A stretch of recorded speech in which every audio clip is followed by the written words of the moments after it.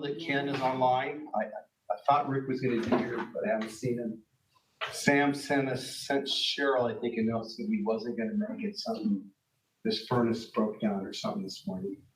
This is He's my neighbor and I saw the truck there.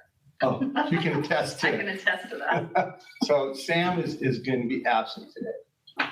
So I just thought I'd pass that on. Let's see, what else do I need to say here?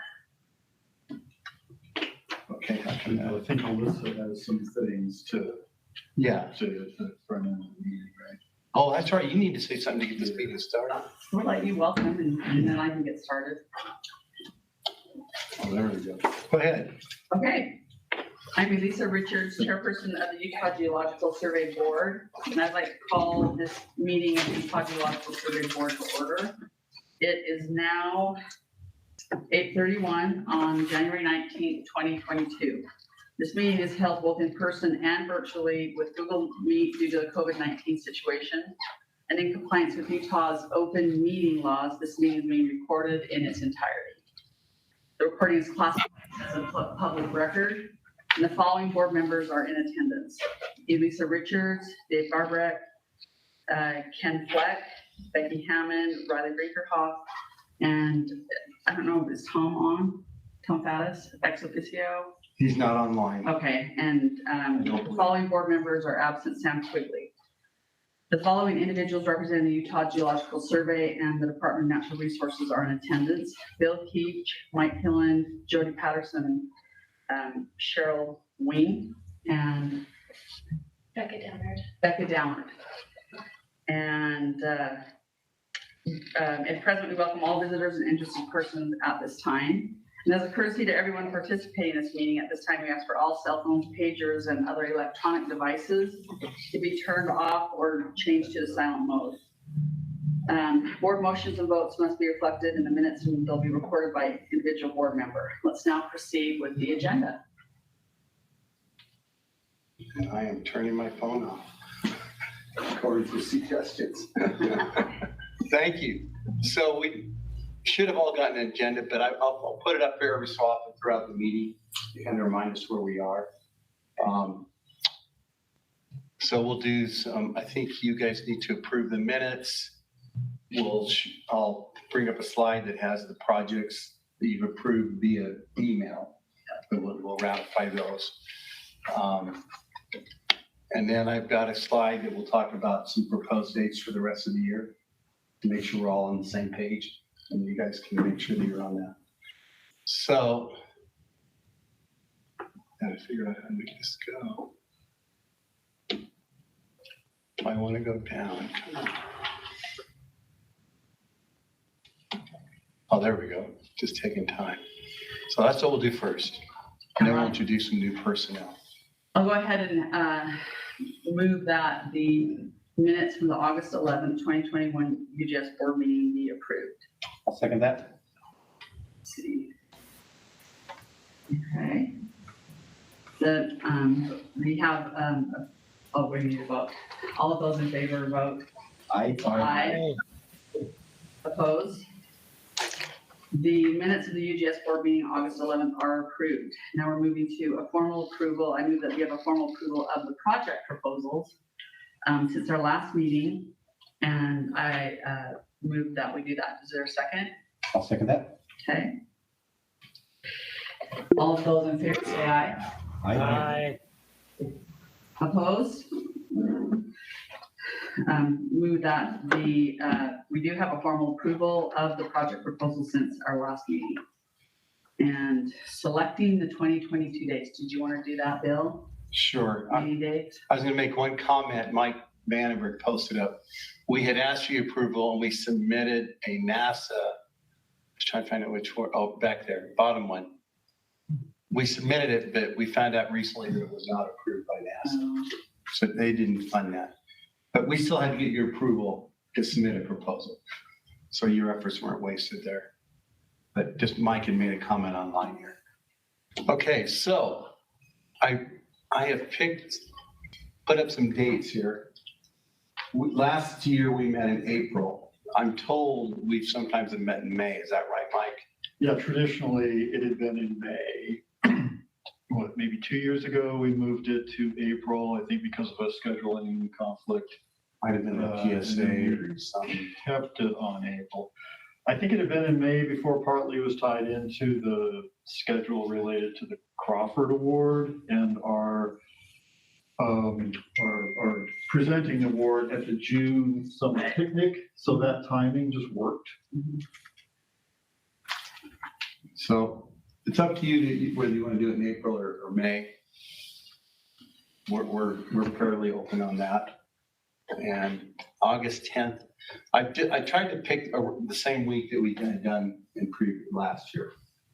So there was the August 10th, would have been that second week in August.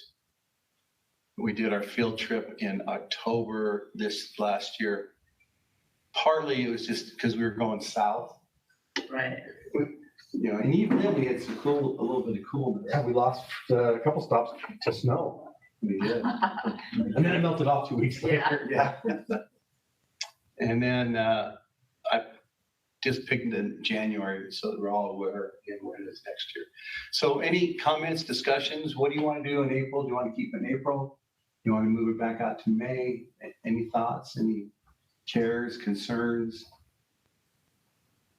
I'll be out on that date, so. I will On be April? April 13th, yeah. Well, let's do it. Should we do it the next week or in early May?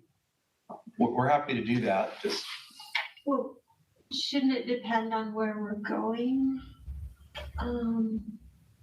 We're just talking about the April one. we're talking about the April one right now. The meeting. Yeah. Uh-huh. Okay. We could do, are you here, Riley, on the 20th? You know what? I lied. I'm available on the 13th and not on the 20th. Oh, okay. So should we just do the 13th? Is that, I mean, we still gives us time to Yeah. discuss the Crawford Award. Yeah. But that is Yeah. something that we did. Well, we just need to get the nominations a little earlier. Can we If do you that? want, if you want to back it into May, I'm fine with that too. 13th is great for me, actually. I Okay. apologize. I misremembered my calendar. That's why I should look at it. Okay, so 13th is good. Uh-huh. Okay. August 10th, good? Yeah. January 18th is good? So when do we want to do the board? And I'm just going to throw this out there. We haven't looked that far ahead for what we might do on a board field trip. If there's somewhere or something the board wants to do, happy to take suggestions. And when would we want to do it? I mean, when I look at what we're being asked to fund, there's a lot of effort and money going into different wetlands projects. A lot going into your mapping projects. Is there anything like that you want us to focus on? I mean, I think when you ask that question, I mean, wetlands and groundwater, Great Salt Lake. I think the Great Salt Lake, I mean, I think the Great Salt Lake got so much attention, be interesting too. Have you done a trip for the Great Salt Lake? We did a couple years ago. I know we did out to Wendover, but Great Salt Lake would have been before my time. Any thoughts? I mean, where do you want to go see? I mean, we can arrange to sit with the wetlands people. You know, wetlands mapping is not necessarily the most. Photogenic part. We did that down in Snake. Oh, did you go to Snake Valley to do that? We've Yeah. done that wetlands, that was super interesting. Well, we got new board members now. Yeah, right, that's what I mean, and that's been actually a while, so. Yeah, But it was really interesting. yeah. So I think it would be interesting to do like the Great Salt Lake and northwestern quarter of Utah, up in there, Raft River Mountains. One place that we've never done really. is I would agree River with Basin. that. Yeah, I haven't been up there really. Yeah, and I haven't either. I'm going to confess. I've went around a lot of field trips, but that part of the state has never been on mine. So it might be good for all of us. So we'll look at something for kind of northwestern. Dawn's working on promontory 30 by 60, isn't he? We have mapping going on. That'd be good. Kind of the northeast part of the lake, I believe. Mike Vandenberg threw out a comment, circumnavigation of the Great Salt Lake via the causeway. We can kind of go across and then come around. That'd be good. Yeah. And Okay, we'll work on that. Now, question is when? Do we want to move that up back into September? If I would. Yeah, Okay. If we're gonna get in the raft rivers at all, yeah, just because they're high and get snow or. Okay, so we'll work on something like that. So the second question to ask, this last year, we moved it and we did it a Wednesday, Thursday, Friday, as opposed to a Friday, Saturday, Sunday. I thought we did Thursday, Friday, Saturday. Maybe we did Thursday, That's what we Friday. did. We did Thursday, Friday, Did Saturday, we do Thursday, Friday, Saturday? which was great. I like that. Works for me. Okay, so we'll pick a date, kind of middle of September. And I don't know if does anyone have a calendar they want to look at to see if there's anything that's not, that's not gonna work?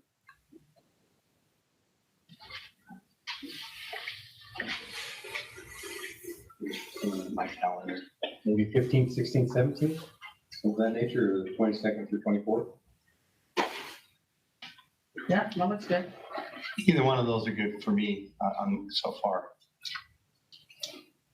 So we'll let you guys pick them. Definitely do September 15th, 16th, 17th. That's good to me. That works for me. Okay. So I am going to, Cheryl, can you take a note of that to make sure I don't forget it? Yeah, I got it down. Thank you. Okay, great. So that's settled. Good. I love it. Okay. Personnel. We're almost a couple of minutes early. So I've asked a number of people to come. I think there are several that are online. But no one has announced officially, no one has submitted their papers that they're retiring. But I'm expecting 3 retirements out of our mapping program in the coming year. Grant's 38 years. And in fact, he's already, and you'll see some references a little later, but I'll mention it here again. He's asked to step down as the program manager of mapping. And we have extended an offer. Can you wave there in the back, Stefan? I don't know how many of you know Stefan. There's Stefan Kirby. He's been in our groundwater program, but he's done a fair amount of mapping as well. And so we interviewed internally, because it's not that many opportunities that come up, and I just felt like we wanted to look internally first for that. And so Kirby Stefan, calling you by your last name. Congratulations. Thank you.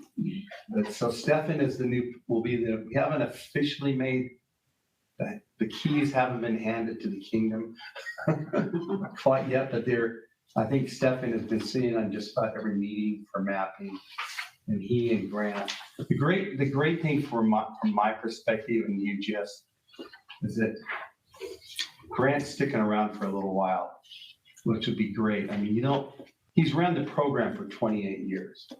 The amount of institutional knowledge and lore there is deep and profound. Will you keep Grant similar to what you've done with Doug Sprinkle and having to do contract, finish up, do mapping, things of that nature? Yeah, we've already talked about that. That's probably how it'll work in the future. There'll be a little offset in time. So Grant will stay on board for a while, and then he'll transition to what Doug's doing.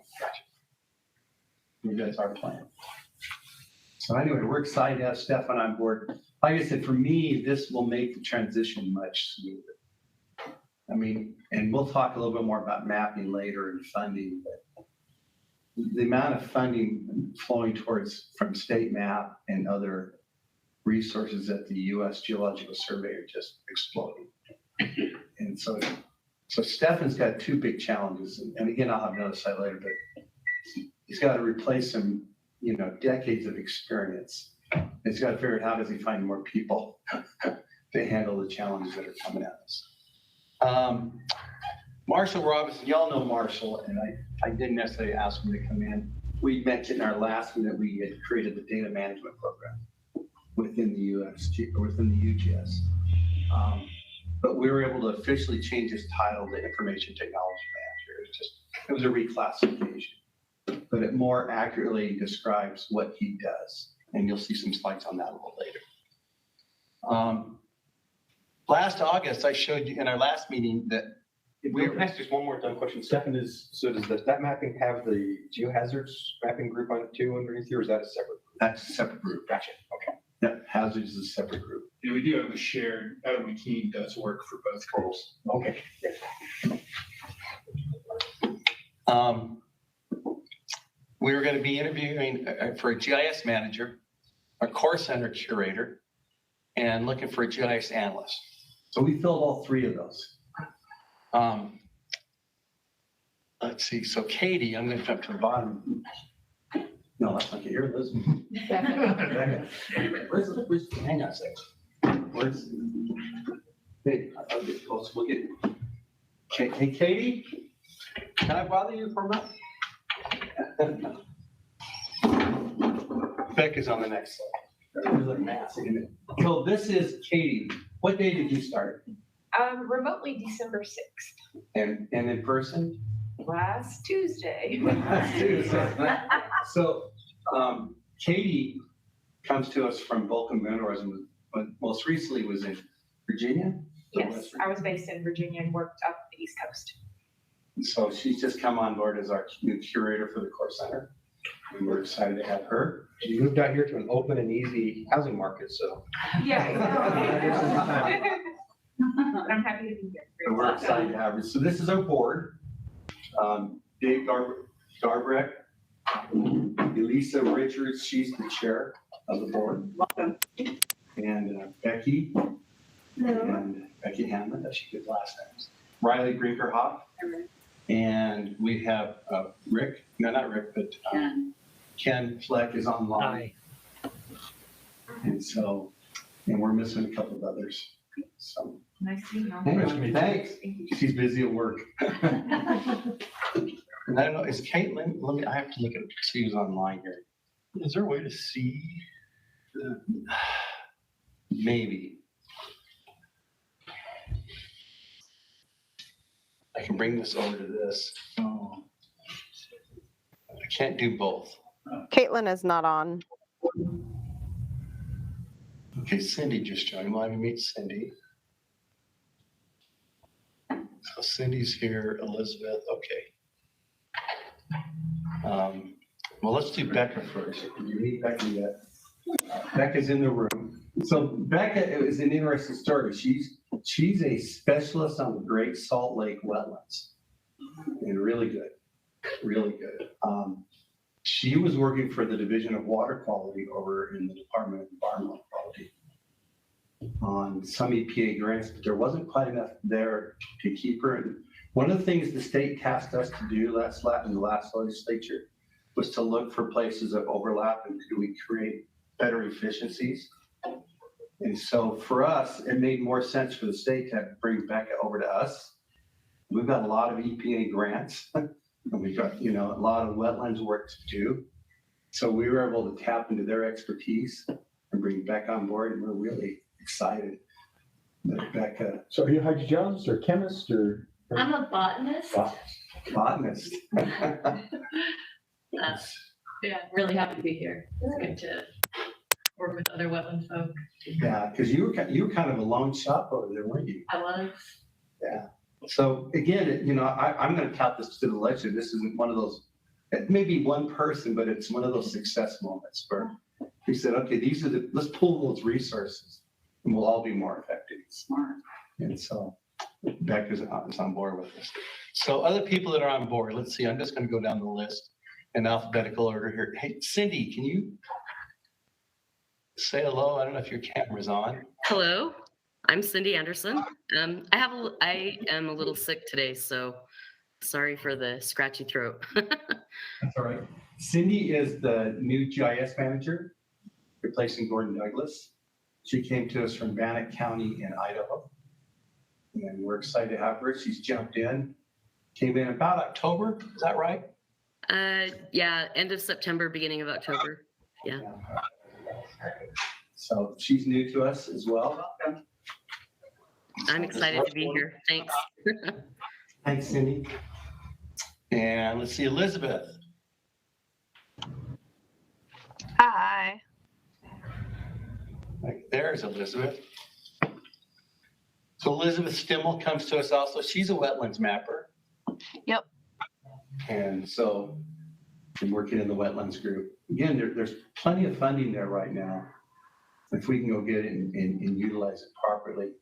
In fact, one of the things we asked the legislature for, and we'll talk about it a little bit later, but we had proposed getting some new hires in our wetlands and groundwater program. And so we had proposed 2 positions to the governor's office. And each of those positions would be funded in half by grants, outside grants. And the governor supported both of those. So we'll still be looking to expand even more in those areas. So anyway, thank you, Elizabeth. Yeah, thanks. Thanks. And Jesse Pearson. Hi, everyone. Hello. So Jesse's are you a senior GIS analyst? Yeah, I'm a cartographer in GIO. Yeah. I couldn't remember if you were senior or GIS. I just want to make sure I got you right. Yeah, no, it's great to be with you all. So Jesse joined us from water resources. Is that right? Yeah. Water resources within the DNR, and it's come over. So got lots of good experience and understands what we do. So welcome aboard, Jesse. Yeah, thank you. Thank you. And let's see, who else am I? I thought I saw Austin or Ethan. Maybe they've dropped off. I thought I saw him on there earlier. He was on. He left the meeting. Okay, thank you, Cheryl. Well, I'm going to move this back over here so you can see the rest of the slides. Caitlin Bosick is a new mapper working in mapping. You know, with all the funding coming from state map to the UGS, we've hired a number of temporary positions to do GIS work. And we'll be looking to hire some more.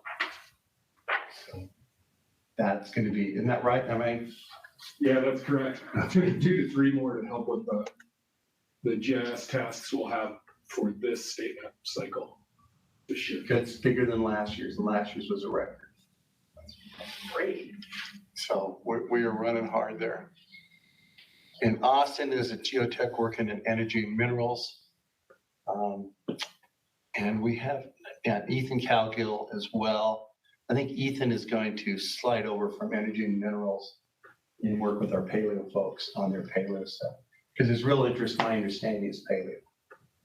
So we are looking to hire some temporary help there to help with records and curating some more stuff.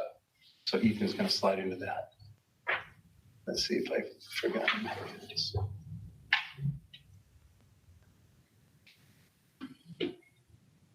We already met Jesse and Cindy and Becca and Elizabeth. I think that's it. So in terms of new hires, did I forget anybody? I always rely on other people to correct me. Trying to keep track. We did. Hey, Bill, we did bring Gordon back part-time. Oh, that's right. Gordon Douglas came back part-time. Yeah. So we're able to leverage that expertise. And, you know, Gordon retired and went immediately off to, he's a rock climber. He and his wife go camping, rock climbing over in Colorado. He's also a ski patrol guy up at Alta. And he was our resource for snow conditions, for avalanche conditions, for everything hazards. So we're glad to have him back. So he's still around with us. And at around 9 o'clock, now looking at that calendar or that schedule up there, I've said I'm going to get started, but we do have to swear in our new board members. That's like an official process. Thanks, Stefan. Thank you. We'll see you. I just saw a message pop up. I didn't see it. I did see Brian getting off the elevator this morning, so he's around. Mike Vandenberg mentioned that Will Hurlbut, he's been here probably 4 or 5 years as a TL. We hired him just like a week ago to a Schedule B full-time. We were able to move him. What was scary for Will a little bit was that to make him Schedule B, since a lot of the TLs we can just hire. We don't have to do an interview process. So to move a person from a temporary to a permanent, if they haven't gone through an interview process, we just can't switch them. State rules do not allow us to do that. So we had to post the position publicly. And then HR selects top 3 candidates, or they rank them. And we have to interview at least the top 3 candidates. So Will, and in essence, and I said to both Will and to Mike, I said, you realize we're running a risk here. Yeah. You know, that Will may not have a job when we get done with this. Because if there's somebody that comes in that's way more qualified, we would, you know, we might be compelled, you know, we can't just say, oh, we don't care about the other people. But it turned out Will was ranked highest by HR. They did the interviews, and so he came in on board. We're excited to have him to do that. So we're just going to get started with our report, and then whenever Brian makes it in, we'll have him just slide in and we'll stop what we're doing. We'll let him swear the 2 of you in. So you'll then become official to the state. So anyway, okay. Okay to keep going? Oh, yes. Okay. So my first item of business on there, we've already done the personnel. COVID, you know, I'll just talk about that real quick here, that we're telling our people, if you're more comfortable working from home, keep doing that. We have not been in a rush. We have very few of our people that have to be in the office all the time in a public facing role. The bookstore staff have to do that. And we've had one out already on COVID, and I think we have another one out now. So hopefully we'll get through that. We cover that. But for most of our people, they can work from home much of the time. So many are preferring to do that. We're still making all of our meetings hybrid. If you want to attend in person, do. If you don't. The good thing is that, you know, like when we have a lunch or something, staff meeting, it's amazing. We'll have 40 plus people, you know, for our December kind of end of year holiday party lunch. We've had 50 people show up. People miss the social interaction, and Yeah, they miss it. they, I mean, even though it's a great benefit to work from home, I think they miss that, and building things. And we actually have virtual, we call them band water cooler events. Yeah. So people can just chat about anything but work. And several of our groups do that. Yeah, it's good. I know mapping, they have their own chat group and their own,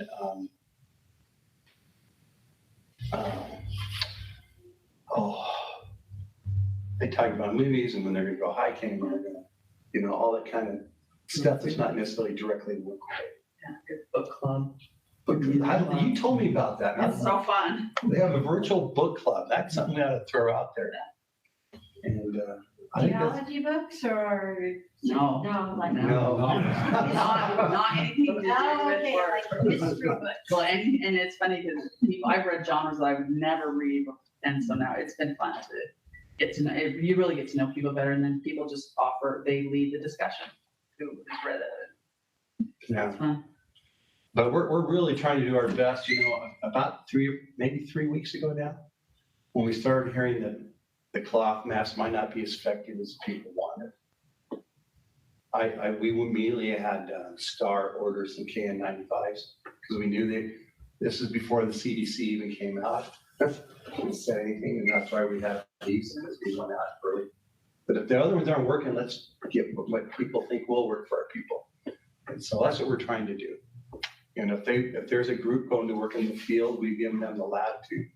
They want to take 2 vehicles instead of 1, feel free. So we're trying to do the right thing. But COVID is hitting pretty hard right now. Harder than I think it's hit at any time. We've had one employee they had it 3 months ago, and their family all came down with it again about a week ago. Yeah.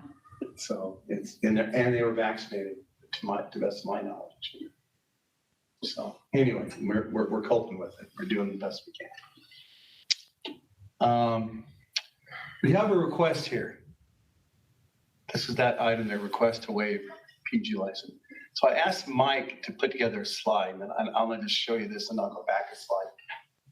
this board, back in '03, if I remember right, at '03, yeah, put in place a policy that any position, any geology position of geologist. So we have, in the state survey, we have geologist, project geologist, senior geologist, and then senior scientist. Did I get that right, Mike?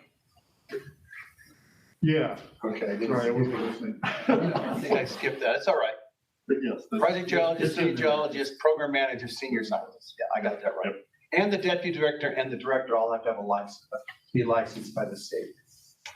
We have a really unique situation. Don DeBlow, and I don't have, anybody here not know Don? I don't. You don't know Don? No. Don's worked in our paleo group 20 plus years. I think we just gave him his 20-year certificate. He works with Jim Kirkland in paleontology. You know, and zoology is a really great background to have as a paleontologist. And so he was brought in 20 plus years ago as a geologist. There is no zoologist position in the survey. And we really haven't had a way to deal with that. So he is stuck at geologist and in the salary range of geologist for 20 years. And we just feel, and when I've talked to HR, they go, well, yeah, but he's got to have a professional geology license to advance him. So as we've done more research, and Mike helped here. Has he attempted the ASBOG exam or anything like that? He hasn't, he's never, no, Is he a licensed zoologist? I mean, is there a licensure program for that? I don't think so. Not that we have found.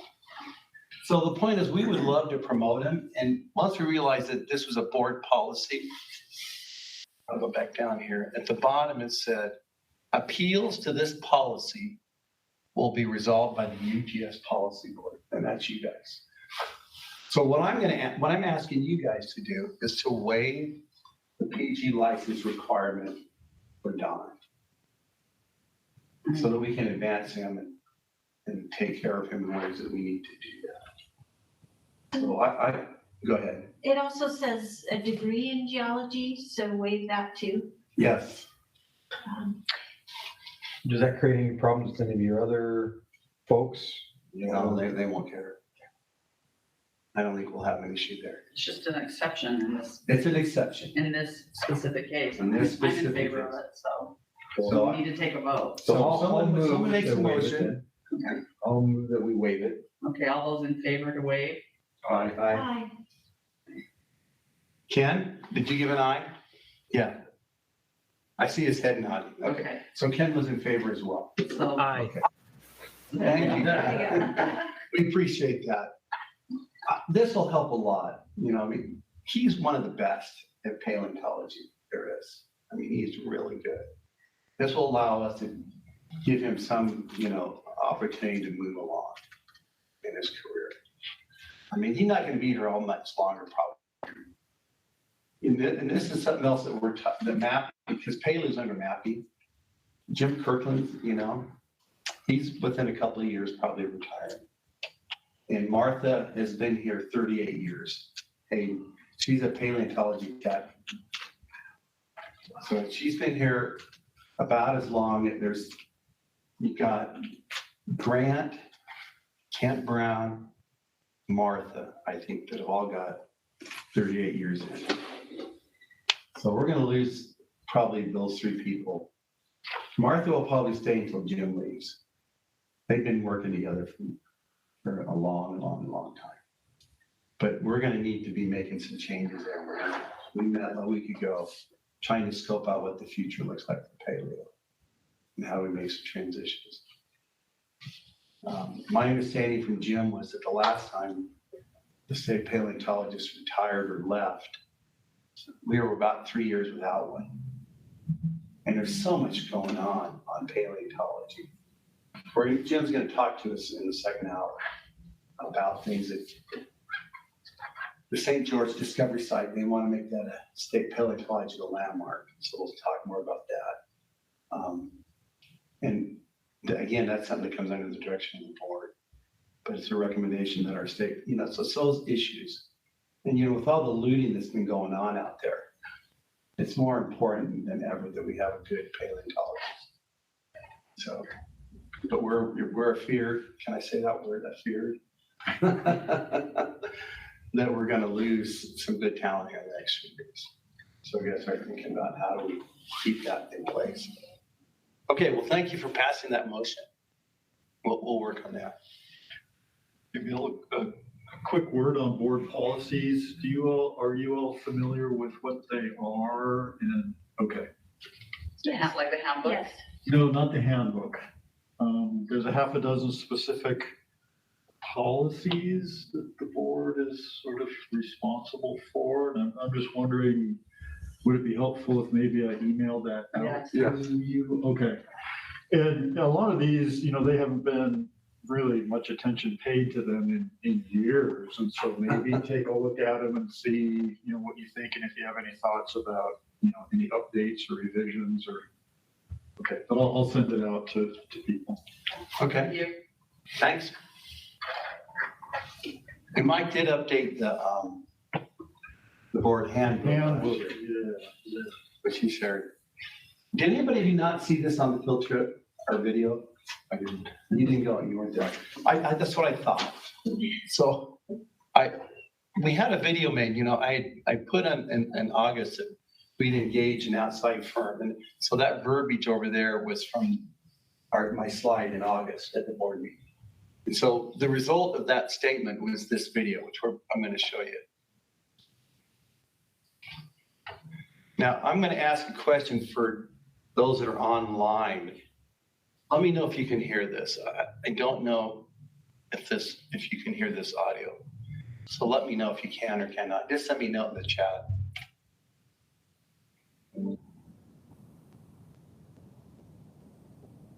How can you ask? Why the geologic survey? What's the important? Can you hear that? Really, it comes down to a simple thing. It's trying to know where the state can live. What are the resources that are available to the state?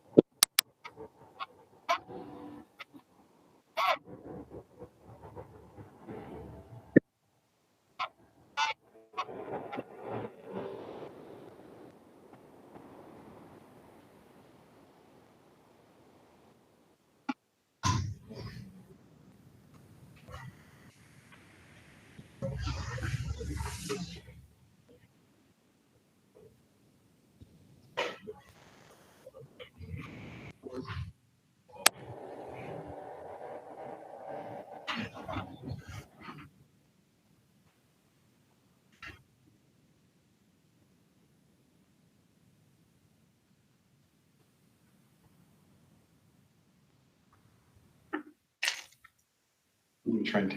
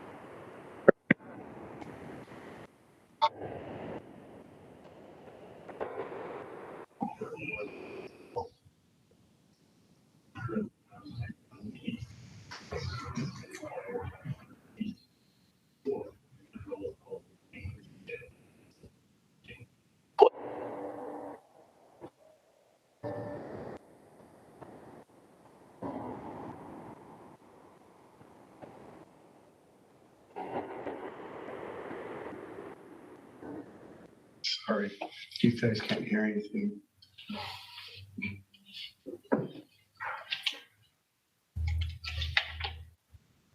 Just trying to see if they can. No. Okay. Sorry, guys. Audio faded out on him.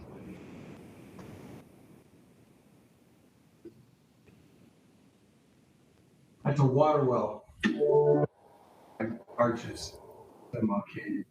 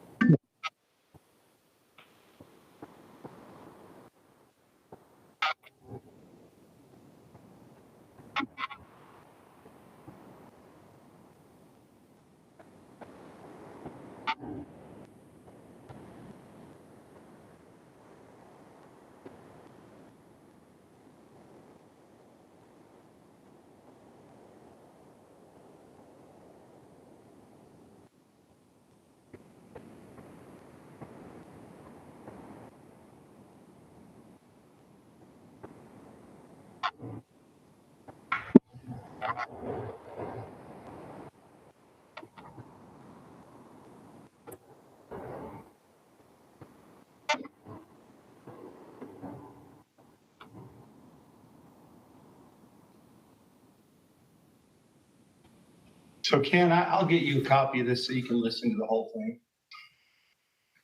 Is that posted on your website? It should be on our website. We can double check. Well, if it isn't, we'll get it. We'll make sure you get copies. You should post that on your website. Yeah, I thought we had. Good. We asked them to. I just haven't checked lately to see if it was still there. So I'm going to jump into GIO and just start going through these and we'll wait for whenever Brian gets here.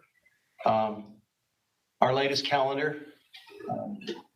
Anybody not get one from us? It's awesome. Okay, good. You got one. Got it. I love it. Yes, Great. thank you. Okay, make sure you get them. Thank you, Ken. We send to most of the legislators that sit in our, to all the legislators that sit in our appropriations committee as well. I've got one in particular, he's told me for the last 2 years, I'm going to give you a picture because I want a picture in your calendar. He loves our calendar. And I have people from all over. I told him, I said, well, you know, we might have to make an exception, you know, because You guys are pretty it's competitive. only You get pictures in there too. I imagine it's a pretty competitive process among the UGS. about 200 submitted each year. Oh, wow. Wow. From UGS employees. Yeah, it's competitive. So, It's a great outreach tool. You might want to consider even a wider reach if you can. yeah, It's been for sale in the bookstore for years. Can yeah. you sell it anywhere else beyond the bookstore? Yeah, I mean, we pushed to get it into like state parks. Yeah. Sales outlets, with kind of mixed results there. But last few years, we've been advertising it in Utah Life magazine to get it pretty broad. I guess November, December, January is kind of a low time for a state park, so they don't get as much visitation as the other time of the year. Yeah, although this last 2 years, because of the pandemic, Yeah. as I've mentioned here, you know, our web pages, our hits have been going up during the pandemic. People, because we have our geosites, we have other things, you know, where you gems and minerals. There's a lot of people that are getting out. Every time I go to a state park, I ask them, hey, can we put some wires here?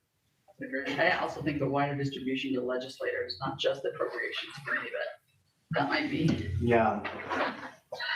Could be, if we just have to spend a little more money to do that. That's a trade-off. No board members gotten a photo in yet?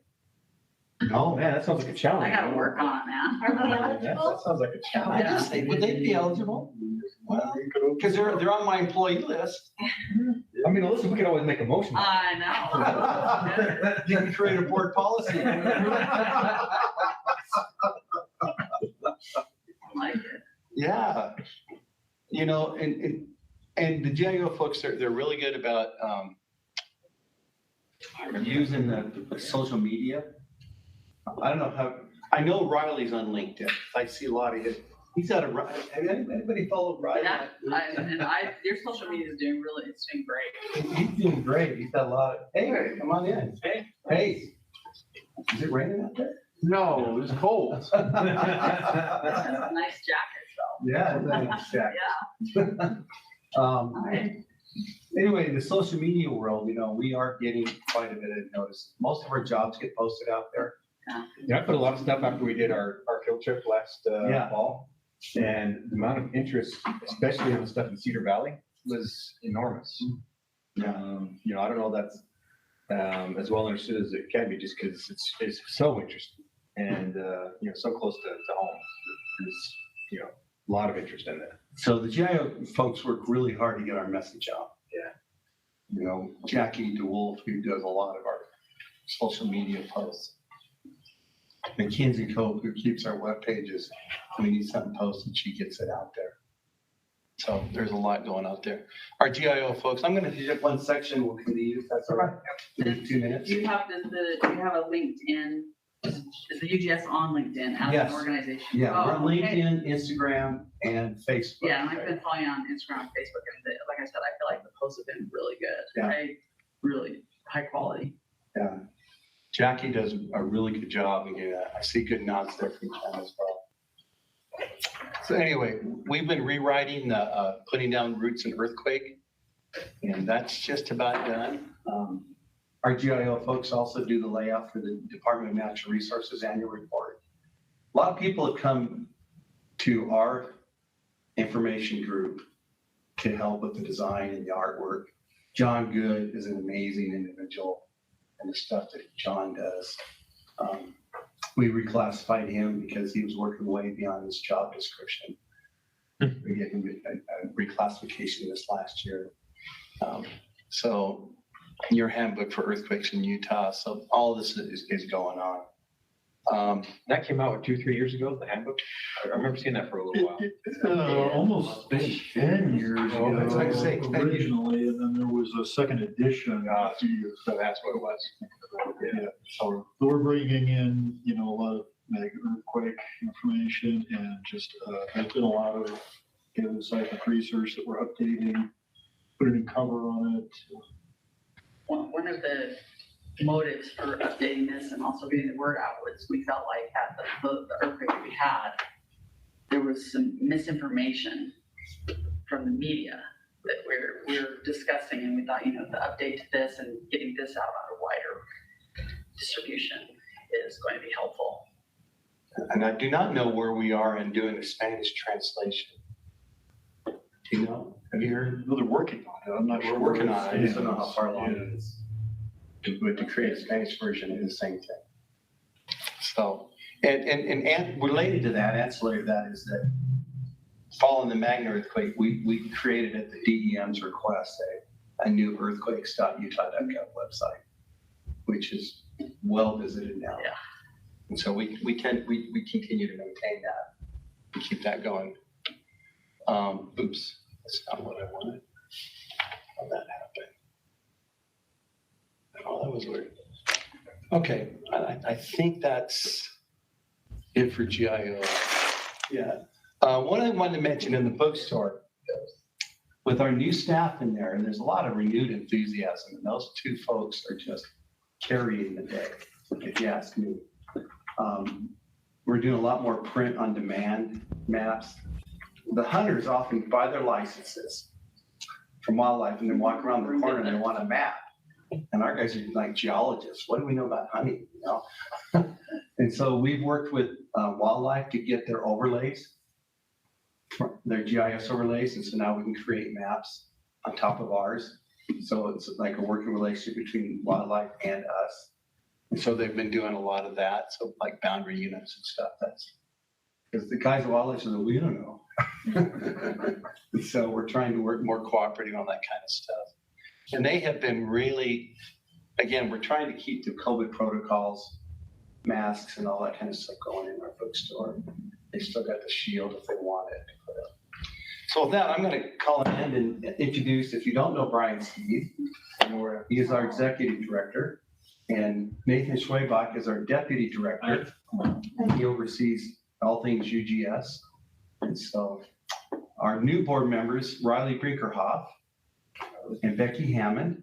And I don't know if you know Elisa or Elisa. I say Elisa. Yes, good to see you again. And Dave Garbrecht right here. And we have Ken Fleck online. Hi, guys. Hey, how are you? And we're missing a couple of others. I figured the legislature must be in session. You're in a suit. No, I'm in this for you all, actually. Yeah. So anyway, I'll turn the time over to you. I wish it weren't in session. Hey, I got the opportunity to swear you guys in. So welcome. Thank you so much for your service. And for those that are on the board already, we know it's not very well compensated, but it is extraordinarily important. You guys get to be overseeing what I consider to be some of the unsung heroes of the Department of Natural Resources, in particular because, I mean, I've said this to Bill, I don't know how many times, but I think good science is the foundation for good policy. And this is the formation of good science. And I love that so much. And I actually get into rooms like this and I kind of geek out. I haven't ever seen the map of the oil and gas fields. And then my previous job, I was over, I worked for BLM in the national office. And I have maps just all over showing different, but I never got down to the granular level to see what basins are in Utah. So it's just cool stuff that you guys get to do. So there's a form process where I get to swear you in. And I'm going to do you both at the same time, if that's all right. So this is what we're going to do, okay? I've got the forms. I will sign them after that, but let's stand up and you guys will have to repeat after me. So I state your name. I, Riley Brinkroff. I, Becky Hammond. Having been appointed by Governor Spencer J. Cox. I've been appointed by Governor Spencer J. Cox. Having been appointed by Governor Spencer J. Cox. And confirmed by the Utah State Senate. And confirmed by the Utah State Senate. And confirmed by the Utah State Senate. As a member of the Utah Geological Survey Board. As a member of the Utah Geological Survey Board. As a member of the Utah Geological Survey Board. Do solemnly swear. Do solemnly swear. Do solemnly swear. That I will support. That I will support. That I will support. Obey. Obey. Obey. And defend the Constitution of the United States. And defend the Constitution of the United States. And defend the Constitution of the United States. And the Constitution of the State of Utah. And the Constitution of the State of Utah. And the Constitution of the State of Utah. And I will discharge my duties. And I will discharge my duties. Of my office with fidelity. I will discharge my duties of my office with fidelity. Perfect. Thank you so much. Congratulations. I'm going to sign it, and then I'm going to go over to you for sign it as well. That's all right.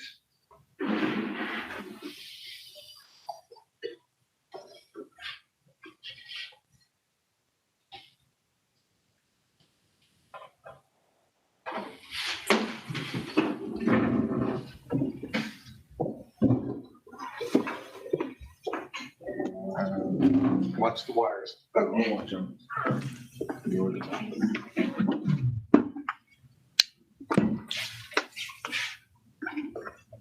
Thank you, Brian.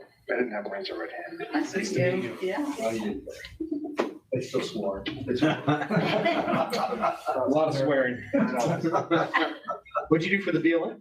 I was the Deputy Director of Policy and Programs at the national level. There was no director, so it's a top political appointee job. And so I was the de facto director for 19 months during the previous administration. Wow, it was a terrible job. I can tell you, it really doesn't mean go by how much he's so grateful he's here. That's true. We are too. So, do we get a copy of that? Yes, I will get you a copy of that for your record. I need to keep it one on hand. So I'll get you one, I'll sign it. You can sign it at your leisure as well, and we'll just send that to you. All right? All right, great. Awesome. Congratulations. Yeah, congratulations. Thank you very much. Thank you. Normally I shake hands, give hugs and stuff, but not Get a long angry hug next time. And if you're in Latin America, you can't see the side of it. Very traditional that way. Seriously, I can't say thanks enough. It's not super well compensated. True story. And we got a calendar this year. I know. Sweet. This actually appeared on my calendar last week. So I came out to the Core Center last week on Wednesday and was here for myself. The guy at the front desk was here as well. But he took me into the Paleontological lab and we're walking around in there and then just walking to the Core Center. It's such a cool place and it's such cool stuff. I just feel really lucky that I get to interact with such smart people. So seriously, and it's helped me understand the world we live in. And I know that is such an invaluable service. So thanks. Thanks, Brian. Thank you. Okay. Appreciate you stepping in. Absolutely. And we'll get you a copy. And I understand we'll see you tomorrow morning. Yeah, bright and early. So much fun.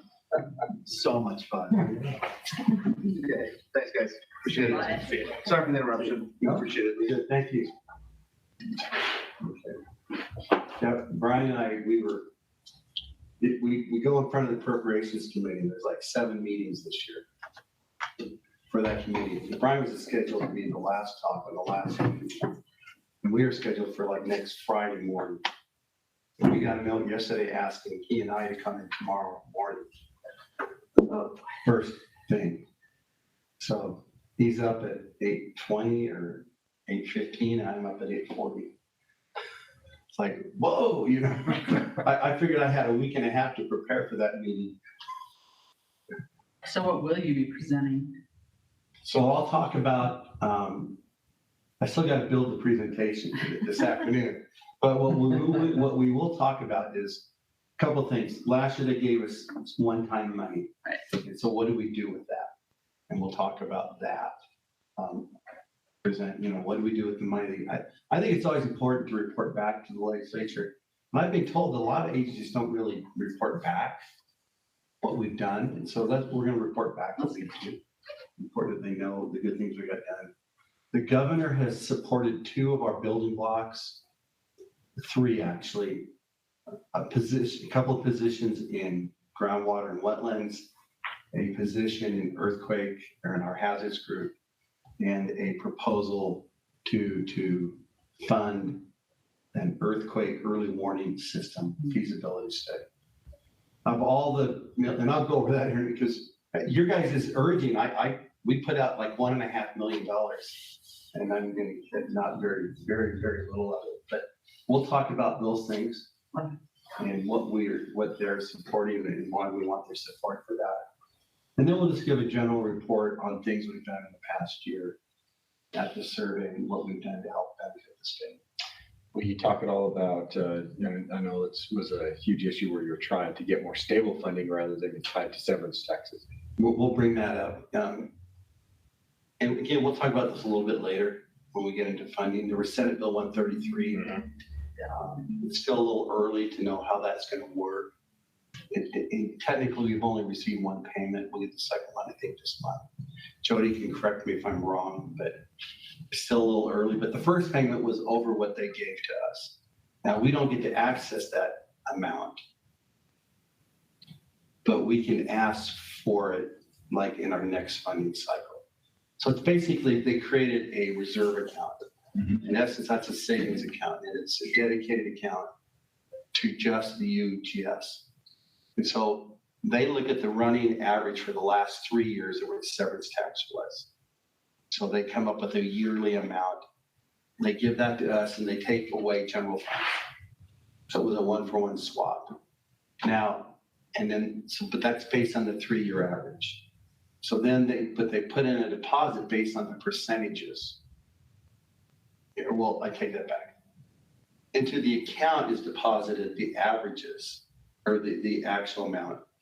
We're only appropriated the amount Based on 3-year average. based on the 3-year average. But the money that gets deposited in the reserve account, what could build? Assuming that 3-year average is less than what is actually being deposited, we have the potential to build a reserve account. That then in coming years, we can make a petition to the legislature to appropriate those excess funds to our agency for purposes that we see fit. That makes sense? Yes. And so it's just still too early to know. So we'll talk briefly about that. And the senator that created that bill has offered to, if we need to change that to some extent to better benefit us, he's happy to revisit that. But with royalties being up this year, I was really hesitant to go in and plead poverty. You know, I could look at the 3-year average and plead poverty very easily, but at this particular moment in time, it might ring a little hollow. So that's kind of the decision we made, is not push it too hard. So let's revisit it. But with, A-rigs running you in a base, $90 oil, it's a good time to build that reserve account. And gas between 4 and 5. Yeah. Yeah. We can build some cash now that. We can build it, then that will help us down the road. So those are things we'll talk about. So I've just been hearing in the media, that there's been a lot of talk at the legislature, particularly Brad Wilson, about the lake, about the Great Salt Lake. And so this is a time to, in my mind, if you have an opportunity to kind of capitalize on that. Yeah. I have so much going already, but I mean, to really know, and I mean, they were talking about special, committees to talk. I was at a workshop that Brad Wilson sponsored up in Davis County just about a week and a half ago. There are things, we'll talk about that a little bit later. Okay. We'll hone in on that as we get into those agencies. So anyway, GIO, they're doing a great job. Energy and minerals, those first 4 bullet points were ones I put up back in August. They're still valid today. The interest in those 4 areas continues to go up. In terms of critical minerals, the USGS runs a program called MRI, which is basically looking for metals, minerals out there, minerals research initiative. We were asked to submit ideas because they can't ask us to submit proposals yet. Funny the way the government works. Don't ask me to explain it. So Stephanie Mills and Andrew Ruppke submitted about 40 ideas that we could do on critical minerals and related topics in the state. Now they've been asked to kind of prioritize them. The bottom line is money will come to do these things. And the good thing about those projects is they're 100% at 100. They're funded at 100% without match, those MRI projects. So if we get some of those, we're going to have to go find somebody. Mike Vandenberg is leaning on me all the time to hire another minerals geologist. I don't have the funds yet. we're getting, but as those projects come in, we may not be able to hire full-time Schedule B, but certainly TL. Mike and I debate whether to do Schedule B or not. I'm hesitant to commit long-term funds to a position I can't guarantee, because those things we know how fickle the government can be. That type of funding can turn on a dime. But as long as it's coming, we're willing to go chase that. We put out this, Andrew and Elliot are going to come talk. There'll be our second talk today. They've been doing a lot of work on the Great Salt Lake.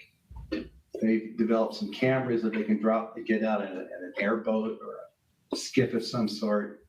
And they've been able to monitor the salt precip on the bottom of the lake, out on the shorelines.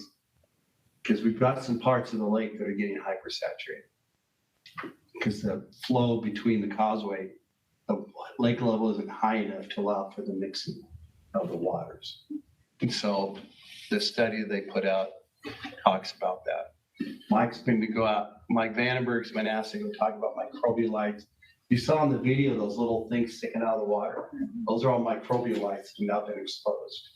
And so he's given some seminars and talks on that.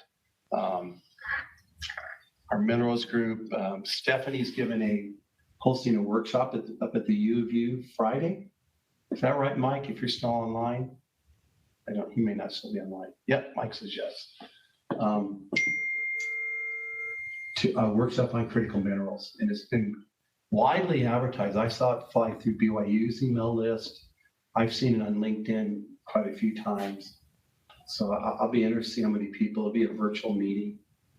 But, Stephanie's becoming quite the expert on critical minerals, which is a great thing. Mike says it's being hosted by the U of U AAPG student chapter. Thanks, Mike. Geothermal continues to grow in interest. We have 3 large DOE funded projects. Stefan has been in the center of all 3 of those projects, or involved to some level. He's been our liaison to Forge with the U. When I came on 3 years ago, I met with the director of Forge, and we agreed that we should have 1 liaison, and Stefan was the liaison. One of Stefan's references was an individual at Forge, and he goes, "Who are you going to replace Steph with?" They were working, because Stefan's been doing a great job there. So pulling Stefan out of that is going to create a hole that we're going to have to try and find a way to fill in our geothermal projects. So there's 3 big projects out there that are going right now. I mentioned the bottom, there's a handout. This just is like hot off the press. And I've got some laying over there for you to take one if you want. I don't know where the camera is. I don't know if you guys can see that. But it's a 2-pager on geothermal in Utah. And so the thing that was, Utah is one of only 7 states that generates electricity from geothermal, contributing 377 gigawatt hours in Utah's electricity mix. About 1% of what we do in the state. So, there's not that many plants. You got thermo, and you got Blundell, and you got the one at Sulphurdale. Those are our primary geothermal projects. And there's, like I said, the potential is to grow that significantly. We've met with folks from the Uinta Basin.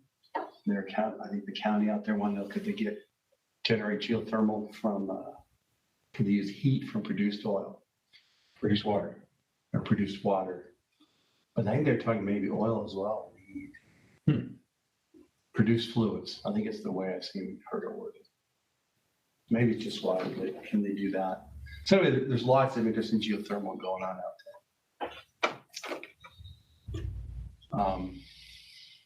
We're still working on that King Creek project, which is out near Moab, south of Green River, actually, probably more appropriate. Mike, I'm going to say to you, I did not know that their horizontal was successful. So that was a new piece of information for me. I'll show you some pictures on that. When they were doing the testing, we got it up to 5 million a day. It was impressive. 5 million gas. Gas. So it's kind of a wet gas. Wet gas, okay. Mostly gas, okay. So if you remember, we drilled a science well with some DOE funded money on a project through the University of Utah, which was a straight hole. And we cored it, and we have the core here. And we're part of that project with the U. Once that work was completed on that well, the company that owns the leases out there, they actually operated the well for us for the project, which was a huge benefit. Trying to let a bunch of scientists run an oil rig and hired out, it's just a secondary mess it can be. So they went back and drilled a deviated well after we left the borehole. So we walked away and they came back in and drilled the horizontal.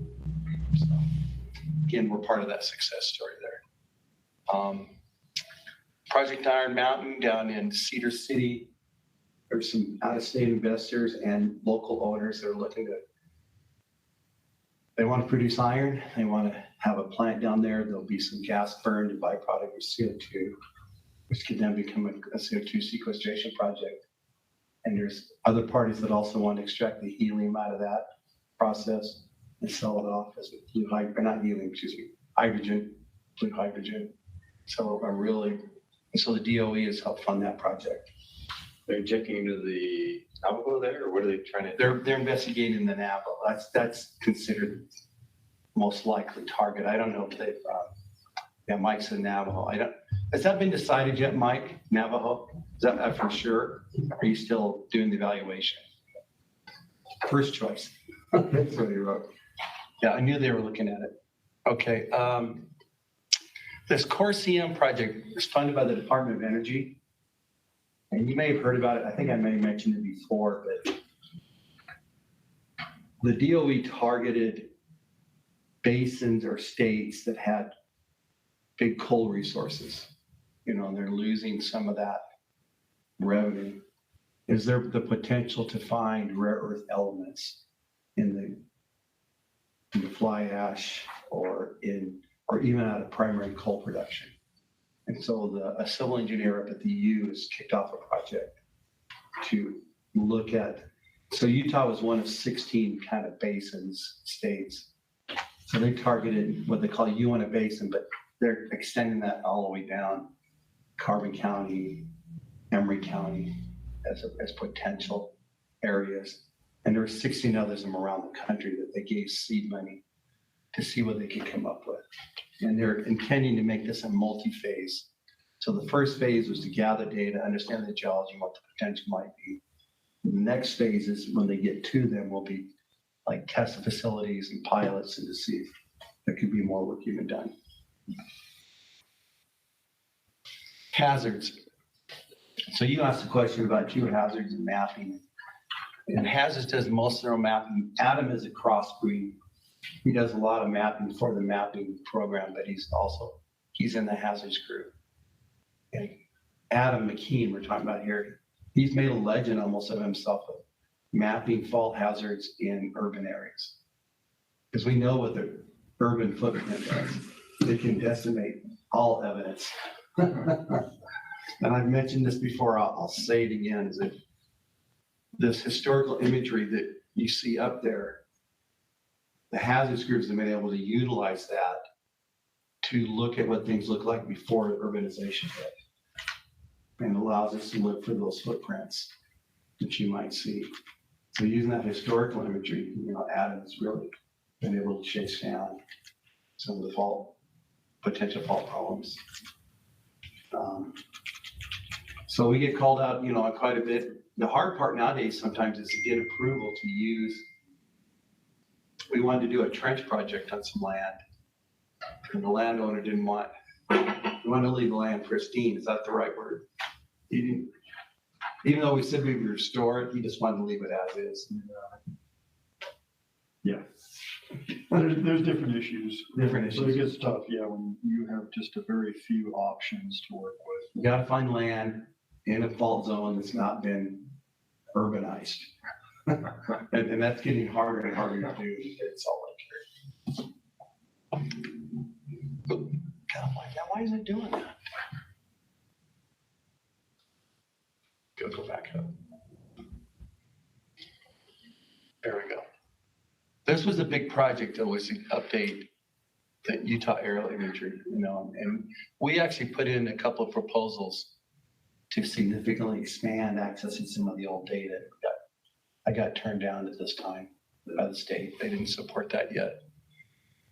That may change. In the governor's budget, he approved the hiring of one hazard person for earthquake hazards. I had an interesting phone conversation yesterday with our fiscal analyst. He says, well, what if we got you two people? Would that help? Well, yeah. I almost couldn't talk Because usually the request is, can we take money from you? So, anyway, my point is I think that at the governor's level, at the legislative level, they're understanding now there's a lot of importance to better understand earthquakes. And as we were also asked separately, and I'll say something a little later, but I'm going to bring it in right here, is that there's a number of representatives and legislators who have got earthquake-related proposals or bills in the docket. Claire Collard from the Magna area is proposing a big idea to create a new office of earthquake hazards in DEF. Senator Iwamoto has proposed, and even though it's in my budget, she's wanting to propose a separate RFA for an earthquake early warning system feasibility study. So at some separate time, we'll get in front of the Appropriations Committee, and we will be up there with the Division of Emergency Management, the University of Utah, and Envision Utah, talking about the importance of this. Now, what's interesting is that the senator asked us to write the RFA, which is a request for authorization to spend. So Steve Bowman, who leads our hazards program, actually wrote the RFA. Now, we can't lobby them to do this sort of stuff. We have to wait for them to approach us, generally speaking. And so we were approached to ask to help with that. If you're writing an RFA, that puts you in a good position. That was awesome. So anyway, well, I think my point is that in this legislature is supposed to last year. Last year's, I think there's still, the pandemic was forefront. And so earthquake, I think is going to take a higher stage this year. So hazards will have an important role there.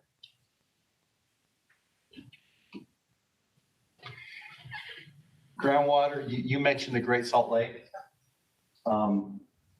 Last year's legislature representative, Tim Hawks, wrote an RFA to fund $750,000 to study groundwater systems in Wallet along the Great Salt Lake shoreline, and asking for all that money to go to the U.S. Geological Survey.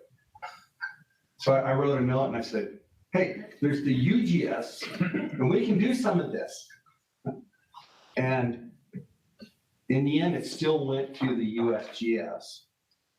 But as a result, $150,000 over the USGS is going to leave with us to spend. Secondly, Hawks convened another meeting and asked us to write another proposal for another $750,000 to do work. And so that last line there, several of those points there are related to that request by Hawks to write a proposal. So we've been actively engaged in writing that proposal. And we'll see where that goes in this legislature. But there's huge interest. I mean, the drop, being at historically low levels has really shined a big bright spotlight on the Great Salt Lake and created some true issues that people had not been wanting to face. Our fiscal analyst, he often calls me and asks me about something for UGS, and then he jumps, or UGS, and then we go to the science side, and he wants to know, well, how do we get more water into the lake? That's what we got to do, right? We're going to get more water into the lake. And so the legislature is going to be looking at how do we not take as much water out. I mean, the big supplier is the Bear River, right? So you got to stop taking out as much water as the Bear River. And so we're involved in those type of groundwater studies, and we'll continue to be involved. And so the Great Salt Lake crosses multiple programs. Like I said, housing, energy and minerals, wetlands, groundwater, all those folks who could be involved. And it was one of our building block focuses there. You met Elizabeth Stimmel. This is actually her second go around. I asked if she'd been introduced to the board before, and she said no. She worked for us as a TL for a while, and then went over to DEQ. And then we hired her back earlier last fall. And so she's helping with our wetland mapping as well. And we continue to work out in Snake Valley. There's some springs that have had to head. I know during the drought last year, some of the fences got knocked down. And I know Hugh was telling me, you think about a groundwater geologist, he's out there rebuilding fences around the spring, trying to protect the spring and that kind of stuff. I mentioned this today. There's 2 slides here, but Bonneville Salt Flats. 3 years ago, $5 million showed up in our budget from the legislature that was restricted. It was $5 million to do Bonneville Salt Flats restoration, contingent upon $45 million coming from the feds. You've heard me talk about this before. And the $45 million never came. We can argue why and where, and the lobbyists for the Race Association will swear to you that the money was appropriated, and Michael Gates over at the BLM and Brian Steve each got about 15,000 emails last year. Asked them to spend the $50 million that had been appropriated. 45 from the feds and 5, none of it's been appropriated. Trust me. But what we have done is we reached out to the Racing Association, to the BLM, to Intrepid Potash, and the U, Brenda Bowen and her group have done a ton of research on Bonneville Salt Flats. We created a coalition to increase the salt laydown this year. And that actually started a couple weeks ago. Intrepid drilled a new water well, brine well, to make more slurry. And we're going to increase the amount by 100,000 tons over what they're required to put out on the salt flats this year. To that end, we've installed new transducers in a lot of wells out there to monitor it. We put up what they call an eddy covariance weather tower, which measures kind of how much transpiration you get versus evaporation on the salt flats. They often use it in agriculture areas, but we're going to try it out here to try and better understand the mechanism and the role of groundwater in the growth of salt in that salt crust. Because most everyone will agree that the salt flats have gotten a lot smaller. We can argue about the numbers, and there's not necessarily agreement. So today, we finally got everyone all together. That 5 million got reduced down to $1 million a year or 2 ago, but without any strings on it. And we are rolling out a press release today announcing this cooperative project. This will work. Okay, came up on the other screen. Let me bring it over so you guys can see it.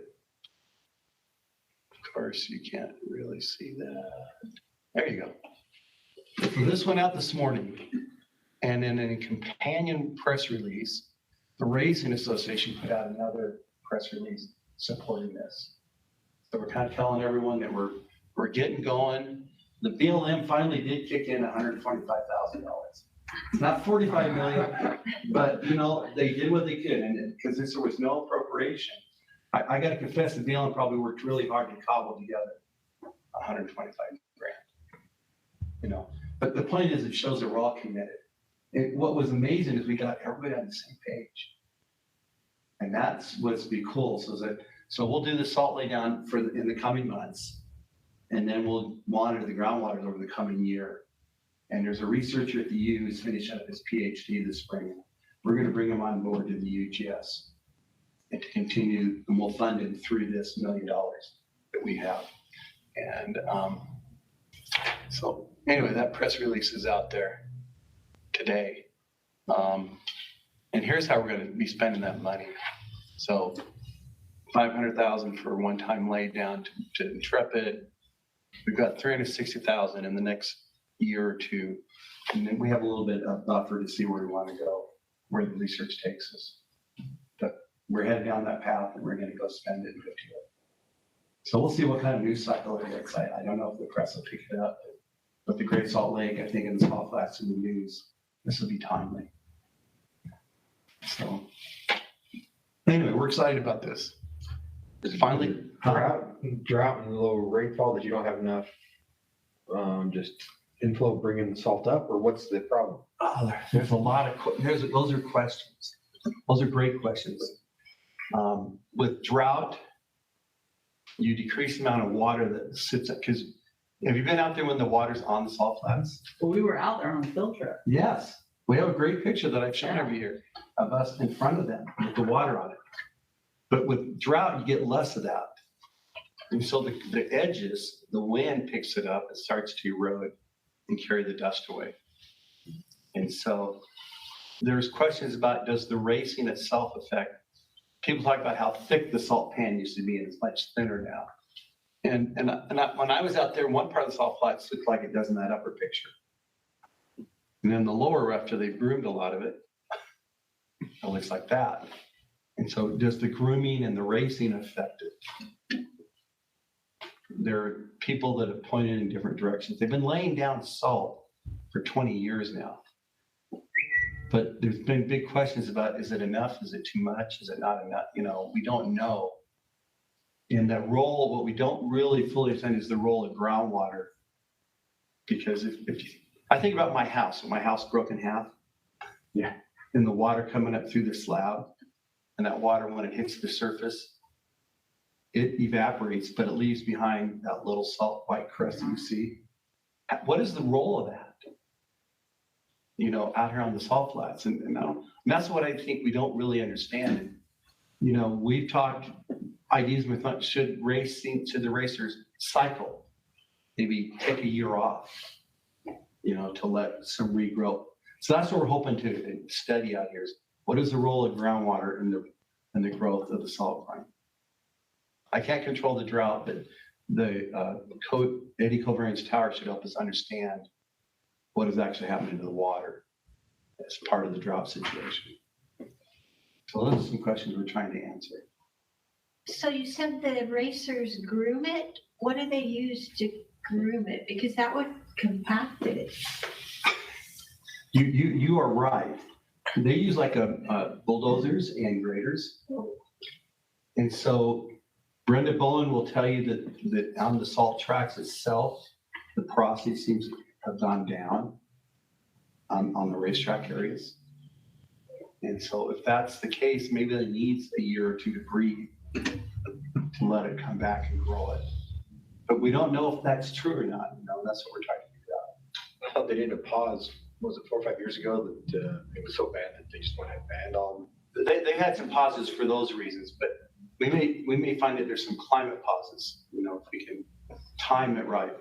Another question that's been proposed or asked and proposed is, should we do laydown in the summer when we can maximize evaporation to leave brine behind, as opposed to winter when laydown usually occurs? Because laydown occurs typically when there's more water and we can spread the slurry, but we don't want to affect the racers. Because if we're laying down slurry when they're racing, that won't go very well. But you might be able to maximize evaporation and leave more of the salt behind if you did a different time of year. There's some berms out there that have had breaches put in them. And so some of the laydown is actually going out through the cutouts, you know, in the berms. So are there some things we can fix there? There's a bunch of questions that we're starting to ask in a serious way. Like I said, Dr. Bowen and her students they've been working pretty hard on this.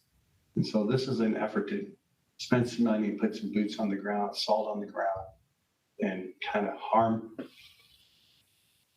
I don't know what's the right word, but up the collaboration. Maybe that's a good way to put it. So, and everybody's willing to listen now and talk. We've had multiple meetings, you know, with the Racing Association, with the BLM, with Intrepid. You know, we've had 2 meetings in the last 4 months. You know, and we've had several meetings in the last couple of days to get this press release out. So we're excited to see it go. It's not a lot of money. You know, the original grandiose plan was to spend $5 million a year for 10 years to lay down 1 million tons of salt. Last year, they laid down 400,000 tons. So we're a far cry from what the racers and other people have proposed.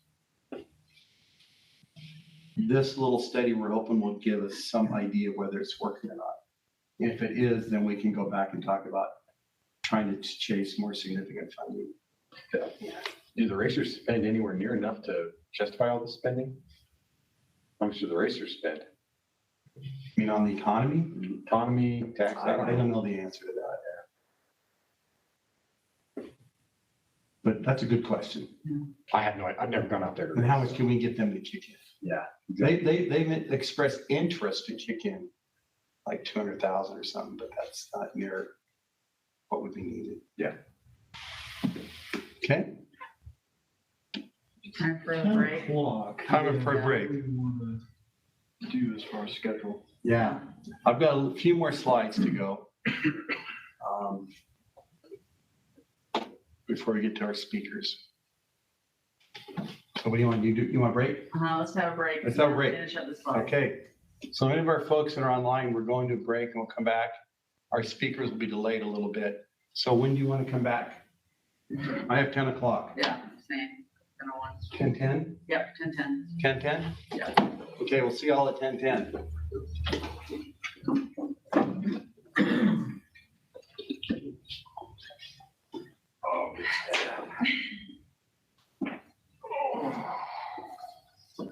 You're here in Salt Lake, right? Yes, West Jordan. West Jordan.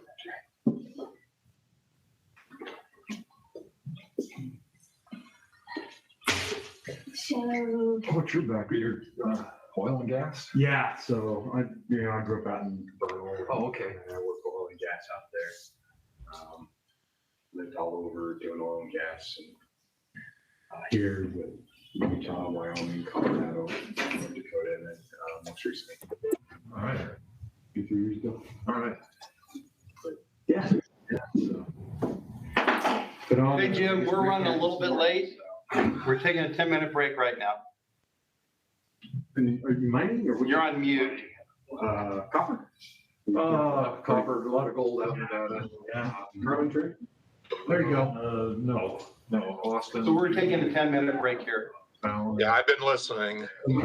Okay, my brother on both. Thanks. Report Mac Brand. My brother lives down in Chino. I love Silver City. It's just, Hey, Jim, we're running a little bit late. We're taking a 10-minute break right now. Yes. Closer you get, the cheaper and better it gets. And it's just cool geology there. oh, neat country around there.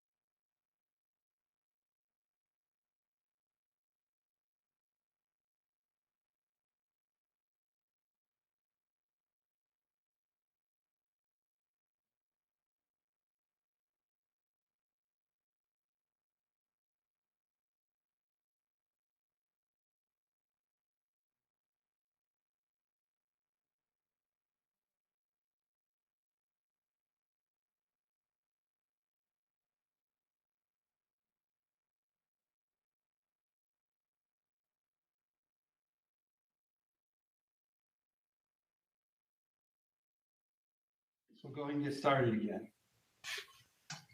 Mapping, you already met Stefan and you've already heard about Grant. Rosemary, who's our lead GIS person, she was nominated by fellow employees, and when we do our employee of the year, I chair the committee, but I don't vote. I put together a committee of employees and they all looked at all the different nominations. I think there were 10, 11, somewhere in that neighborhood. They were, okay, somebody wants to get onto the meeting. Andrew Milner, I think he is from St. George. Okay. Anyway, they selected Rosemary as our employee of the year, which is great.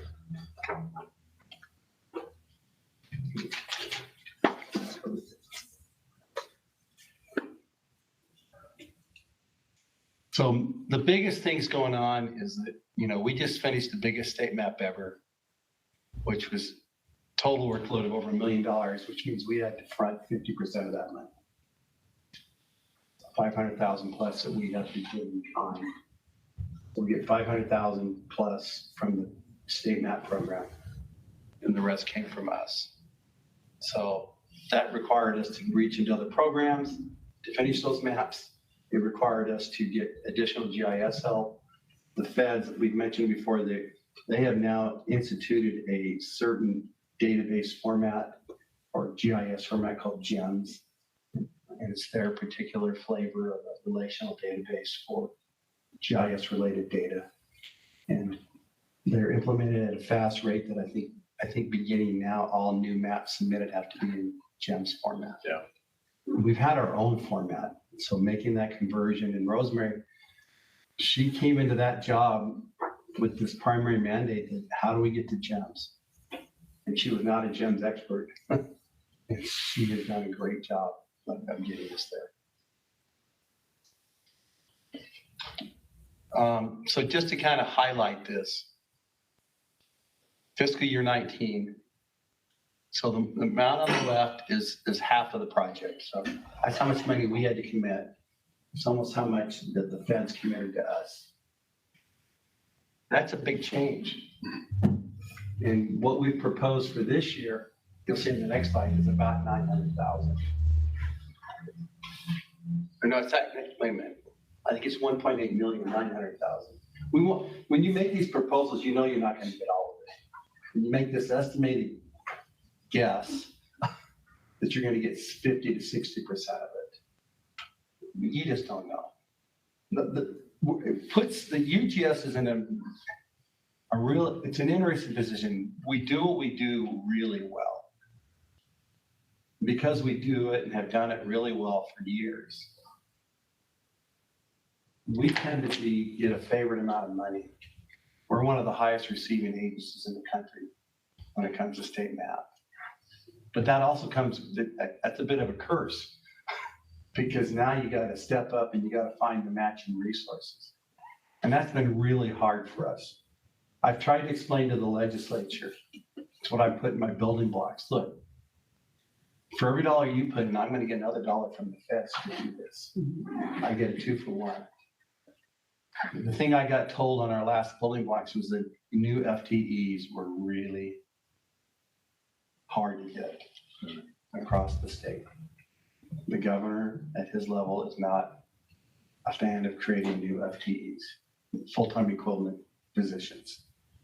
And so that's been the challenge. But the money's there and we can get the work done for the state that needs to be done. So we're kind of in that rock and a hard place. Where do we find the money to do it? So that's been our challenge. And it's put a lot of stress on the other, because what Grant has done is he has dipped into the other divisions for help. It's not just Adam McKean, it's people in groundwater, it's people in mapping, and minerals, it's people across admin. Everyone's taken apart to try and meet those goals. I mean, the quality of maps and ease of availability in Utah for geologic mapping versus any surrounding state is, head and shoulders difference. we put a lot of QC into our work. Our review process, it's just, some people would call it onerous, but other people would say it really drives the quality of our work. And there's still some broad areas that need mapped. Oh, yeah. I mean, we're just talking, Yeah. Kings Peak quad still hasn't been done. Go out to the Newfoundlands, they haven't been done. I mean, there's big areas. Yeah. And Grant always had a goal that before he retired, Get all those done. get all those done. But you look at that, last year we did 22 deliverables. Year before that, it was 5. And this year we got about 30 that are due. So we're gonna have to draw a line in the sand somewhere, bottom line. So we're trying to figure that out. So Stefan's got some good challenges in front of him. And how do we manage this and just set a new direction? That'll be his new goal. I already mentioned that 3 senior people say their intentions to retire, but none have submitted their papers. So, but we know it's coming. Paleontology, they're running hard. I was telling Riley, I think I showed this picture last time, but that's an amphibian fossil from kind of Permian, Pennsylvanian boundary down in the Honaker Formation, I think, southeastern Utah. A local native from the Navajo reservation took me to that fossil and showed it to me. It was pretty cool.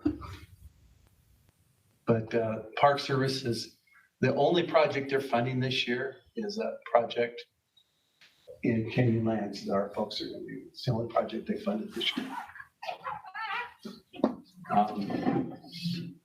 I read this and I went, huh? Because Jim wrote some of this stuff for me. Okay, what is a chimeroid egg case? Who cares? I thought. But this is a really rare find. I think it's the first one in the U.S. according to Jim. And they have this plant site down near Morrison in the Morrison Formation, they splotch ammoid fish puke.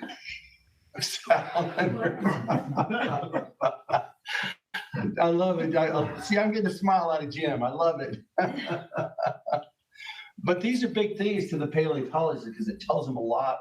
He said in that video, he's a biostratigrapher. He's looking at the stratigraphy. It tells him about the biology of the time. And these are things that they're finding that are being published. And it's one of the reasons people still look at Jim as one of the worldwide experts out there in paleontology. Data management. What we do continues to grow. Their job is to make every piece of information we have available to the rest of the world and to write apps that make it even more accessible. They keep track of all of our web pages. They have a really good group. My biggest concern is keeping them all working because I've got inflation at 6% going on in the country. I got state raises at 3%. They didn't get one at all last year. And the pay scales are just going through the roof. That's my concern. How do I keep my really amazing, talented IT folks on board? And so those are projects they're all working on. They got 33 projects right now. They've been updating the map, the geologic map portal. There's more details in the write-up. I just summarized it here. But the wetlands app, groundwater monitoring portal, aerial imagery, publications, they're doing a lot.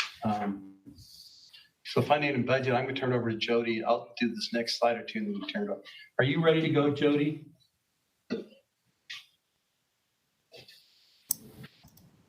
Yes, I am. Okay, just want to make sure, I want to give you a little bit of heads up. Thanks, Jody. So Utah fared better than a lot of states when it came to the economy. Last year's legislature, they're trying to figure out how to cut $1 billion, and then they're trying to figure out how to spend $1 billion. And you guys all know, and Elisa and Mark called every legislator in our appropriations committee, saved our bacon. But it just shows that times can really be a yo-yo. and going up and down. Mineral lease revenues at the end of 2020 actually rebounded about to $1 million, less than the year before, but a far cry from the 400,000 we were predicting. So it just shows that it's such a yo-yo. We just don't think it's a sustainable. We're gonna keep working on that to try and change that. But you know, when the money's high, it's hard for me to plead poverty. This is bad. I mentioned Senate Bill 133. So for some of you who may be new to this, this was to create this restricted account that I mentioned. So the first 50, and for those that are not familiar, maybe new to this, the state has always collected severance tax. Severance tax has never been a revenue source for the UGS. It's only been a revenue source with at least in DNR to the oil, gas, and mining. We've never had a piece of this pie. We've only had mineral lease royalties from production on federal lands. We've never had anything that tapped on the state or private lands. So this Senate bill was an attempt to expose us and give us access to some of those funds. And so it was 2.5% of that first 50 million, which is about, it hadn't been over 50 million in probably 7 or 8 years, I don't think. And then 1% of the next 50 million. And then if it got over 100 million, we get 0.5% of that. And the way it worked was it was a rolling average of the last 3 years. They would calculate that rolling average last few years and give us a quarterly deposit equivalent to that. And then take that, what we would normally have gotten in general funds away, and replace it with this. But there's the opportunity for that account to grow.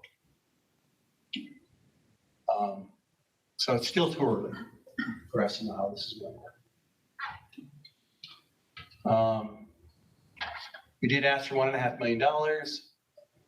I've already mentioned these a couple of times. A new groundwater geologist, earthquake hazards geologist, and $150,000 for one-time funding to do a feasibility study. But what for us this year is that there's a lot of community, we believe, legislative support to do stuff related to earthquakes. I think there just seems to be we're hearing it from a lot of levels. So we think that this is going to help our hazards program. Let me say it a different way. Our hazards program is going to be asked a lot to help with this. So this is where I turn over to you, Jody. All right, thank you. And just so you know, I do have a link to this document if you want me to open it. Yeah, that would be great if you can pull that up. Okay. And this is in your documents. Yeah. Let me get this a little bit smaller. I did just finish the December forecast yesterday. However, it's very similar, not much change. So we'll just talk about this November one that you have in your packet. Yeah, I'm going to go ahead and back here. You just tell me to scroll where you need me to. Okay. Okay. First, I just want to highlight that our mineral lease estimate from what was our beginning operating budget of 1.4 million, we have already increased that by 100,000. So we are currently estimating mineral lease amount for this fiscal year of 1.5 million. So that's doing well for us again. And as Bill already mentioned, our new fund 1137, that's the severance tax. We were appropriated 622,000, and as of this point, we've only received the first quarter's allotment of that. And like he mentioned, the actual amount is going into the fund. However, they are only giving the division the quarterly amount. So that's what I've received for so far is that first quarter amount of 155,000. So we'll just continue to watch that. And then the other thing I wanted to point out, if you highlight the operating budget for dedicated credits, federal funds, and transfers, that that totals about totals over 2.9 million. That's very high for us. We typically operate around 2.2 million. And so that's, a lot of that extra funding is great, but like Bill mentioned, there's a lot of funding out there to be had. However, it does present some challenges with this, with the staff to do that. We've had to, particularly with state map, cross over to a lot of other programs, and then sometimes that puts them behind on other grants. So one thing that we do after our December forecast is we do a deep dive into our estimates. And I asked the program managers and their project staff to really look at our estimates and where we think we're going to be. And so typically, after doing that, we do reduce our revenue adjustments down. And this year, I'm estimating maybe reducing those down to about $200,000. The other thing I'll point out is if you scroll down to the bottom where the forecast is highlighted, we are currently forecasting about 2.2 million of a surplus. However, I want to point out what that is made up of. A good portion of that is 730,000 for the Great Salt Lake groundwater study. You'll remember that was appropriated at 750,000. This year we're only able to take a little bit of a dip out of that. And then on the Bonneville salt flats, we anticipate spending a little over half of that $1 million that was appropriated this year. So we will anticipate lapsing about 478,000, sorry, non-lapsing 478,000. That means we'll carry these amounts over to next fiscal year. We will not lose them. They'll get carried over to the next fiscal year for use to complete the project next year. And then I've also asked for authority to have up to $1 million of non-lapse for just general operating expenses.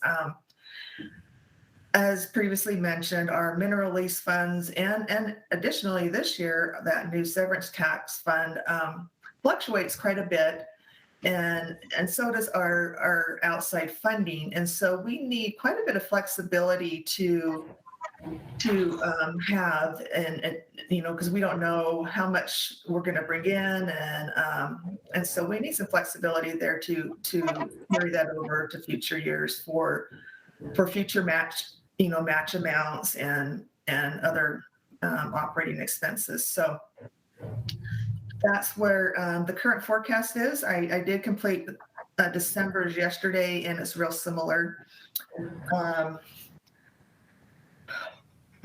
Any questions so far? I think that's probably, I'll just leave it at that unless you have some questions.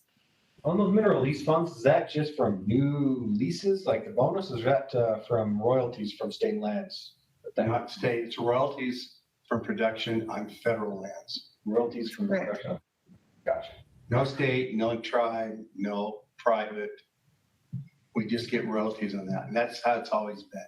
Okay. And that's, So royalties off of the state just does not go to that same bucket. we don't get it. We don't see any of that. Yeah, none of that. Now we see some going in. Some of the severance, but it'll be. We will on the severance side, but not on the royalties. The royalties, and so some of the legislature, when we start trying to figure out our problem with mineral leasing, it was 3 million not that many years ago. Production on federal land has dropped about 50% in the last 6 years. Projected to continue to drop. And projected to continue. Very little drilling on federal lands, if any. Yes. Do the royalties for state lands go to SITLA? That state lands would be SITLA, yeah. And those all go into the general fund. So some people say, well, you get it, but you get it through GF. The general fund's not through royalties. So the intent, once they realized that we weren't getting anything from production on any of the lands in the state, was let's create this severance tax fund account for us, and they did it for OGM, and they did some for DEQ. Any from, so that's of course oil and gas, you get any, does that state lease include anything from mineral? Yes. Royalties? Yes. Okay. That's in that same mineral lease fund. Uh-huh. Gotcha. No, not mineral lease. It's in the severance tax. So also come from the severance from. Yeah. Gotcha. Well, mineral lease does come from, I take that back, from minerals, but it's Just a very small. It's a very small production of minerals on federal lands. By and large, most production of minerals on federal lands comes from claims, which aren't subject to royalties. Interesting. It's an interesting way they piece the pie out there. Because you can go out and make a claim on these, and as long as you own the claim, there's not any, laws have changed, over time, that there's very few. There's some on coal, from coal mining, but it's minimal. Now, on severance taxes, on the other hand, minerals, God, I'm trying to think at the state level, how much was it? Out of about $40 million, I'm trying to think, maybe 10 to 15 was for minerals, maybe 16 was minerals. Okay. Like 35, 50, I'm thinking. If you get up to 50. But yeah, I mean, it's oil and gas. Oil by far is the big beast there. Yeah. Gas is not a big contributor either, but it's mostly oil. Bill, do you feel like the severance tax is going to help or hinder in the long run getting the general funding eventually? Yeah, long run has, in my mind, I think in the current climate, has the potential to help. What I don't know is if we make a true shift to a green economy, if there will be efforts to shut it down. People scoff that we'll never shut down oil. And there's companies betting on that. Riley Works is one of them. Yeah. That will always be there. When I worked in California at the Division of Oil and Gas, I said to my colleagues that the new governor coming in, it won't be long before he asks us as a state agency in California, what would it take to shut it all in? People laughed at me. They truly laughed at me. And yet what is happening? They're now asking people to shut it in completely. And I don't know when that will happen. So when you say long run, in 20 years, I think there's the potential that oil production can decline. 10 years, I don't think it will happen. So over the next 5 to 10, I think it can help us. Particularly if they start to shut it in, then prices continue to go up because it'll be in demand. I mean, even having the mineral lease, it still creates some unpredictability and instability. That's it. Because that's the key factor that you would really want, is that stable general funding. We want stable. Yeah, that's The what mineral I'm lease saying. is unstable. Severance tax has the potential to be unstable. Right. So in my mind, eventually the shift would be to the general funding and not have the severance tax or the mineral lease. Yeah. I suspect your severance tax will be more unstable than your mineral lease. Because your mineral lease, that's a lot of gas. Yeah, but natural buttes, and that's a lot of that got shut in. It did, but that's still flatter than what your severance taxes are going to be on. Yeah, but severance taxes reaches across federal, state, private, So we have a bigger bucket. So it could be more instability, but the bigger bucket can ameliorate or smooth some of that out. Yeah. According to Mike Vandenberg, 20 million, severance tax for oil and gas was 20 million last year, and minerals was 13. Somebody have something else to say? I'm sorry. Didn't know if I shut somebody up. So yeah, it could be, but it's a bigger pool. That you're sharing with UDOT and yeah. I mean, even at this year, we're going to be 600. And we're probably getting in excess of that will build up on our reserve account. Now, we'll have to be judicious in asking for it when we need it. Because there's the potential that the legislature could decide to sweep it. It happened at OGM a couple of years ago. They They found it and then they stole it. Yeah, they found it and then they said, well, you're not using it, we're gonna take it. Anyway, we can go into that a whole nother time. Mike writes, severance is just as volatile as ML. And the only thing that smooths that out a little bit is that the volume is bigger. So that's the thing that helps it. So there's still a long-term plan to shift to GE eventually from the instability. Yeah, that's my goal. That's what I would say. Yeah, I agree. That's the goal. That's our goal. And every slide I had up there said that. Yeah, yeah. That's my goal. Anything else on this, on your document here, Jody? No, I'll just leave it at that since we're running late. That's really all we need to cover. Okay. Okay, so, and that's just what you said in the document.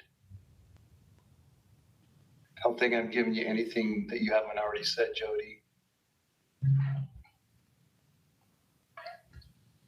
In legislative, I've covered a number of these, but I'll go this quickly and then we can start with Jim. So Jim, you're about ready to go.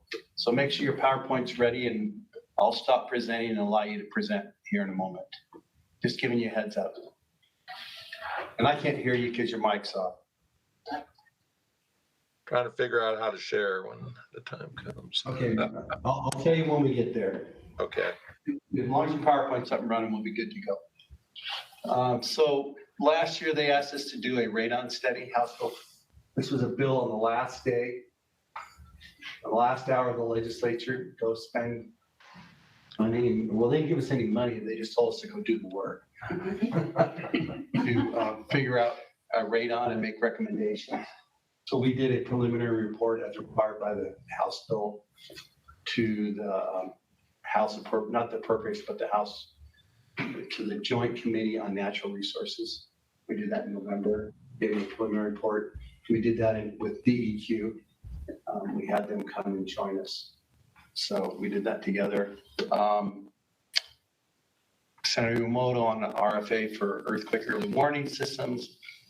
Representative Claire Collard's got House Bill 100 out there. She wants to create a new earthquake office within the DEM, the Division of Emergency Management. And I already mentioned Tim Hawks has asked us to help write an RFA on Great Salt Lake in kind of 4 areas: groundwater, wetlands, salt storage, cycling, and battery LIDAR and further bathymetry. This would be, if we could find the funds, this would be a great time to do LIDAR on the bathymetry of the Great Salt Lake. Because the level's down, we could have cleaner data. So we're trying to find the funding to that as things we're working on. And with that, I am ready to turn it over to Jim. So Jim, I'm going to, let me set the stage first for this. This picture in the upper right, this is where, who's been to the St. George Dinosaur Discovery Site? I've been to it, you haven't been to it. I can see Ken's arm go up for days. But Dr. Johnson, basically with his bulldozer, unearthed these giant dinosaur tracks of fossils. And they built a building over the site. And that's this one down here, over that protected. And there's a whole group of people, and nation that runs it. And I think the land is owned by the city now. Jim can give us more. But there are, they say, even better fossils across the highway over in this area. So there's a whole effort to go do that. This is what we put in the documents was there's a request to designate this as a state ecological landmark. And the legislation for that gives the authority to you board to make such a designation. So I'm going to turn it over to Jim. I'm going to stop sharing, Jim. Okay. If I get my cursor, there it is. I'm going to stop sharing. So if you're in there, you should find at the bottom of your window, a square with an arrow. Okay, You should be able to tap on that. got it. Here. And I'll ask you what you want to share. If your PowerPoint is it running in the window like I suggested the other day?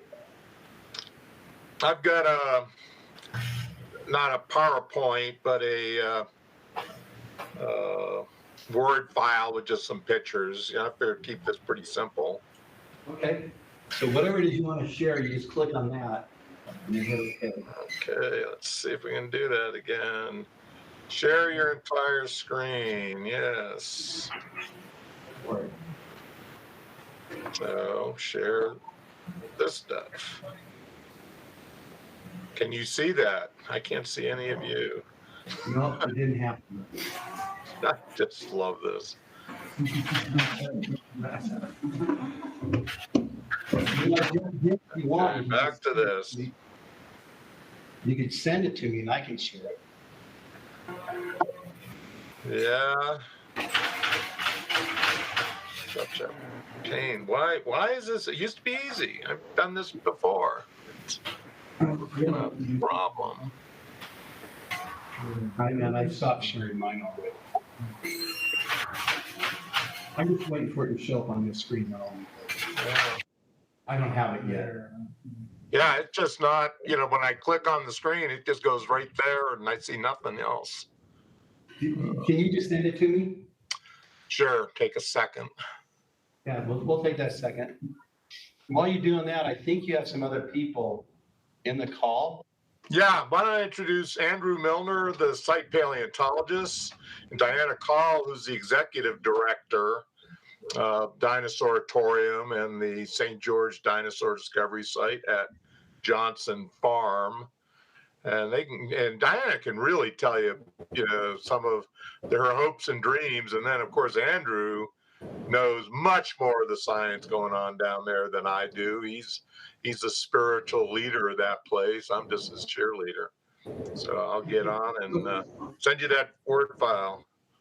So why don't you send that to me, Diana, if you want to take a few words, feel free. We have our advisory board for the Utah Geological Survey in our room here.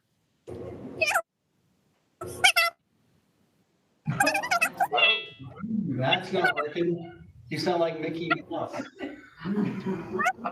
Man, what is with Google? It's like, I'm not being funny. We've done this, Diane and I, before. Really weird. You sound like you're a chipmunk. Okay. Andrew, why don't you say something?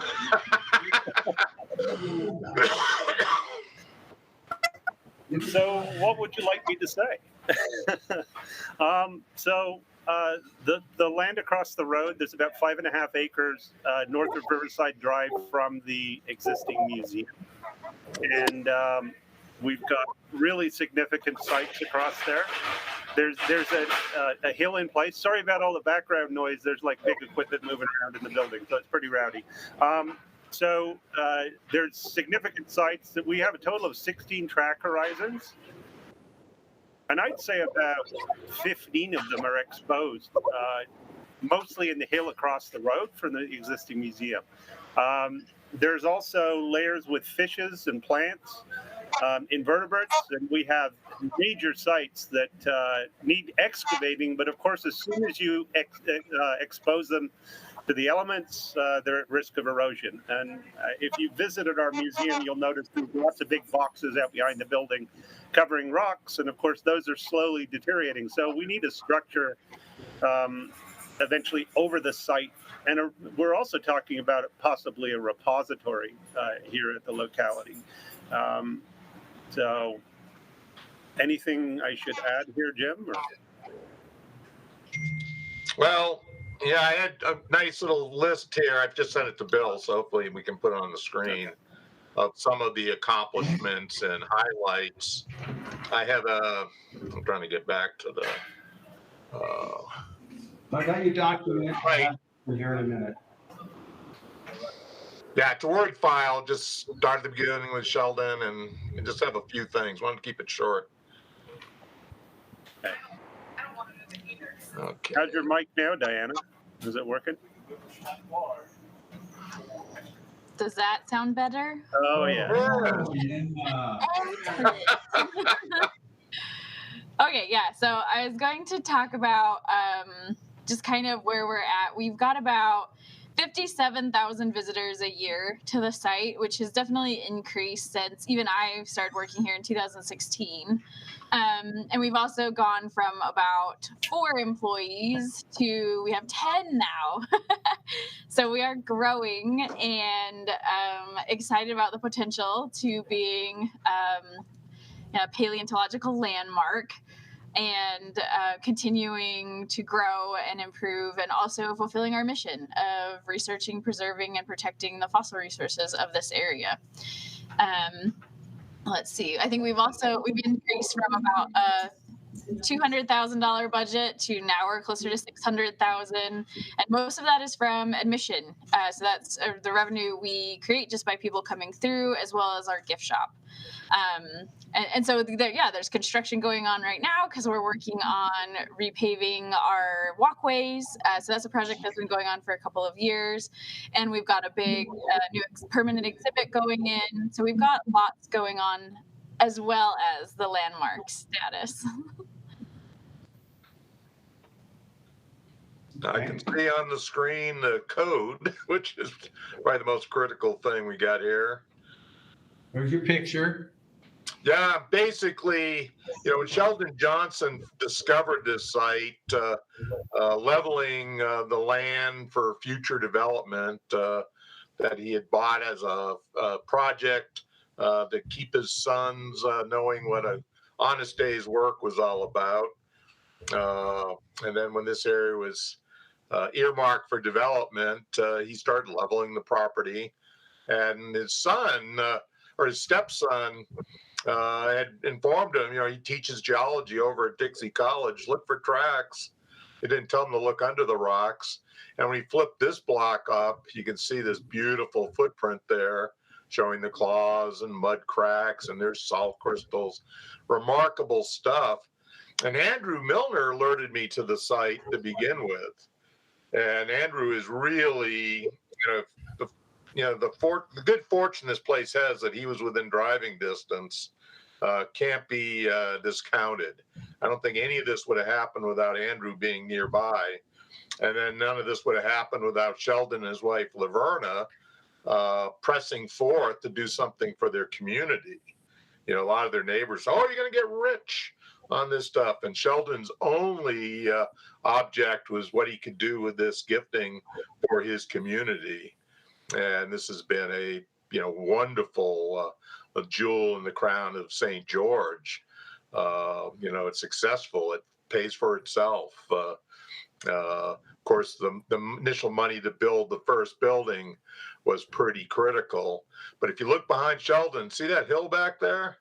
That's where we want to put the big building over that and develop at least 3 major track sites in situ under that hill. All of that is above the main track site across the road. And that's got huge potential. I've got a nice PowerPoint talk I gave on the 20th anniversary. Anybody wants a link to it, I can send it to you. It's on YouTube. But there's so much going on here. We cannot really get it across. One of the greatest discoveries, probably the most important thing I've been involved with as state paleontologist of Utah has been helping out getting this place established. So let's go down to the what is a paleo landmark. Bill, if you could scroll down to the statute, which is right under this fine picture of Sheldon. There we go. Yeah, that should fit on there. Make that screen a little larger. I don't know if it's possible. I got it so it would fit good. But basically, this statute, was put on when they established the state paleo position. And basically, they took all the archaeology rules for the state of Utah and switched archaeology with the term paleontology. So some of this is as well, as far as paleontology goes, a little bit cumbersome. But one of the things they had was an archaeological landmark. Real curious if this has ever been done. But we have never done it for paleo, because when it's been suggested to us by Sitla, all it would do is put a flashlight on a site in the backcountry and you know, expose it to potential vandalism if there's no one there to keep their eye on it. You know, Utah has an extraordinary, you know, wealth of fossil resources, but we don't have the manpower to, you know, watch it and take care of it. But in some areas, we've developed these sites, such as St. George, and we can really do something with it. So my thought was, okay, we're not going to, you know, endanger the site by making it a paleo landmark, but hopefully we can add to the public's feelings of the significance of this site, and perhaps for visitation at the site, improve the visitation, and just to really, you know, put a focus on this urban site. I always compare it to La Brea tar pits in Los Angeles. You know, it's a great asset to Los Angeles, and this has been a great asset to St. George.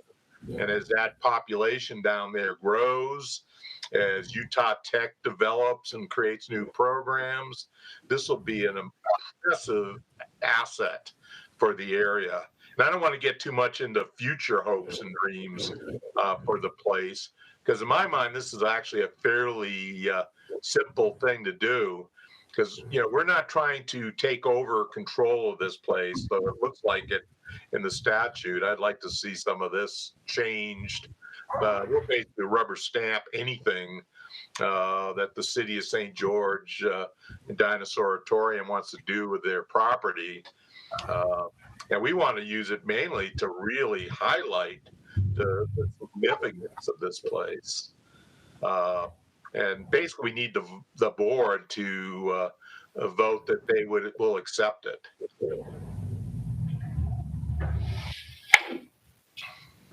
Is that it there?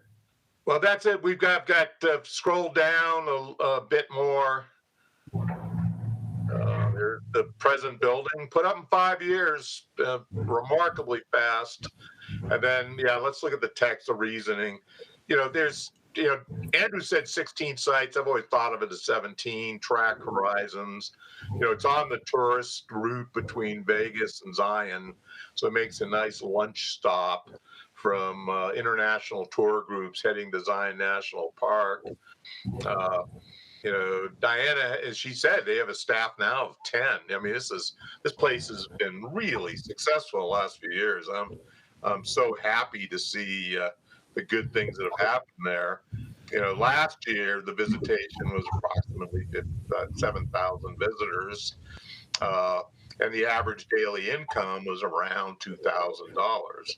You know, there are better days and there are days that aren't so great, of course. But 2,000 is a pretty nice income for a place like this that really, you know, doesn't have big billboards on the highway, things like that. But school groups for the region, Las Vegas school groups come up there quite a bit. They get some real advantage out of the place. You don't have to help support it at all. But St. George is a growing community. This is a great thing. They have one of the active chapters of the Utah Friends of Paleo in the state of Utah, which is really exciting. And it's been a real focal point for regional paleo. I mean, this site is unusual for a track site in that there's also fossil plant levels, there's invertebrate fossils that have been found there, trace fossils, and extraordinarily uncommon in association with the track site, there are dinosaur teeth and isolated bones. In fact, the vertebra has been described from the site already, and the fossil fishes are being described from there as well. And there's, you know, hundreds of fossil fish from the lake, Whitmore Lake, that we basically identified for the whole region of southwestern Utah based on research around the site. The thing has brought in 6 conferences of real national, international significance. There's been regional conferences in Las Vegas and Salt Lake, where the site was a major focal point of field trips. It's hosted 4 annual meetings of the Utah Friends of Paleo. Currently, there's 27 peer-reviewed papers that have come in, with 4 in review right now. So there's a lot of science coming out of this place. Very significant. There's been 25 plus talks at various meetings around the world. And there's a popular book that you might all want to pick up. I think we have it in our bookstore downstairs. Jerry Harris and Andrew Milner, Tracks in Deep Time, which is a wonderful overview of the site. And I hear rumor that they're talking about trying to do a second edition. And there certainly has been more discoveries since that book was published. But it's a very significant site. It's certainly, for southwestern Utah, something that's of great importance. I keep trying to scroll down. Scrolling down doesn't work, Bill, so if you would do this to the maps, yeah. First, just where it's located, it's almost due east of St. George. That's the whole plot in general. On East River Drive, you go down a bit further. I'm going. Yeah. Andrew put this together. You see the building at the south, that's the current site. And then there's a number of different plots. Some plots of land with this site including the dinosaur bone site, is actually owned by the school. This is Fossil Ridge Middle School, named for the discoveries there. It's a big middle school. There's a big shopping mall plaza down south of us that I cut off in this view. And this is probably, Andrew should probably talk about this a little bit. Because he was just at a meeting yesterday with the city regarding the Paleo Landmark status and what the plans are for this place in the future. You see, the current building is south of East Riverside Drive. The other sites, including the hill with all those track sites in it, are right next to the school on the other side of the road. So, Andrew, you want to talk a little bit about this? I think your mic needs to be on. You're muted, Andrew. You need to unmute your mic. Sorry about that. Okay, so you can see in the red box where the museum is located, south of Riverside Drive. And then to the north, there's another red box. Now, that's the land that was donated by Darcy Stewart to be preserved for the paleo resources. And the property just to the east of that, you can see is marked off in the yellow area. That was purchased from a guy named Jeff Chapman. And it has lots of very significant fossils on it. You can see that blue line that I've kind of indicated. So to the west side and south of that blue line where valuable paleo resources are. They also extend into the southern corner of Slick Rock Park. So there's small outcrops there. Also along the eastern edge of Fossil Ridge Intermediate School, and to the north of Fossil Ridge Intermediate School. So you can see north of there, there's a road with a yellow strip of outcrop. That's our bone bed. We call that Freeman Quarry. That's where we've been collecting most of our fishes and some of the dinosaur remains. So that particular layer extends all the way around the hill, Chapman Hill, onto the yellow border property. And it cuts all the way across into Slick Rock Park. So those are very significant levels. There's also track horizons on the corner property of that, 12,071. There's also lots of rock debris piles, and the city has agreed that we can go through and salvage specimens as we work and develop the land. They've also agreed to include, it seems this way anyway, it's not 100% yet, but it's looking very good that the city's going to agree to approve that section of land west of the blue line, including that little corner of Slick Rock Park. So they would want to include that as part of the Paleo Landmark. And they were under the impression that we're looking to shut them down and take their land away. But now they fully understand all we want to do is go through the rock, and as they're developing the land, we want to monitor it. If we find something significant, then we would have to dig in, and they're good with that. But they would also like to keep that land still as part of the landmark, which is pretty nice to hear. Another thing that they discussed is also building a passenger bridge, something that we talked about before the existing museum was built, building a passenger bridge from the existing museum to the property north of Riverside. So also on the corner of 231 along the western edge of that property, there's significant fossils there. So we want to contact the landowner to see, and the same with the school, to see if that western edge of the 246 property, if they'd be willing to let us periodically monitor that as well. So, okay.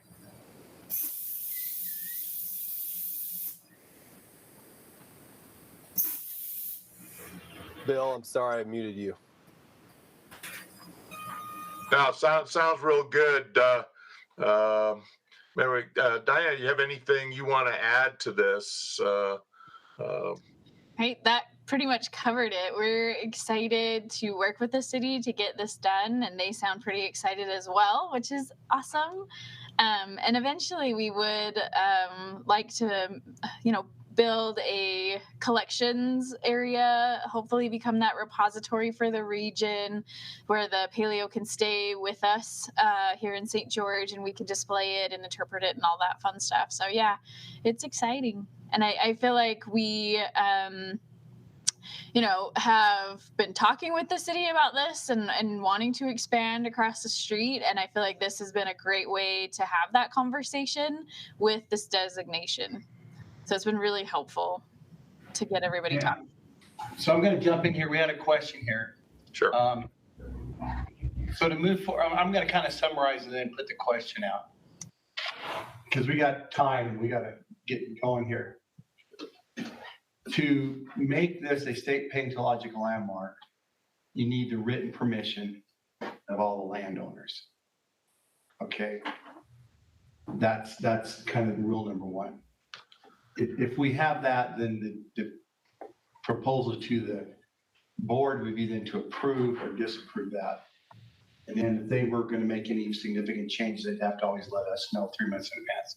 So the real question is, I think to create a designated paleontological landmark, what Riley asked was, do we know what the specific boundaries and properties would be for that landmark at this time? Do we know what those? Yes, we do. Yeah. Okay, so what would that be? So it would include the existing museum, the property in red north of the road, and the area in the yellow inside the blue line. So to the west and south of the blue line that you see there on the map. Okay. And also the strip north of the school, that long narrow strip just north of the road. Okay. And the school gave us written permission for that as well, that inclusion? They will. Nobody's given permission yet, right? Not yet. But we need to get written permission. Okay. Yeah, and the city has fenced that off years ago when they first opened the school to keep it set aside for the paleontology. Yeah, that's actually school property. So it was the school that fenced it off. Yeah. Okay, so was the proper order for us to vote on creating it first or getting the written permission first?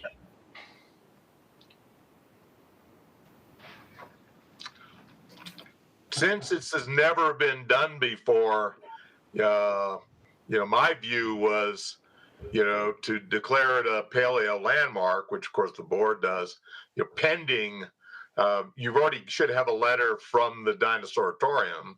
They have sent that letter along, and the city is putting it together right now. The school will be easy because they've already set that strip aside. They'll maintain ownership.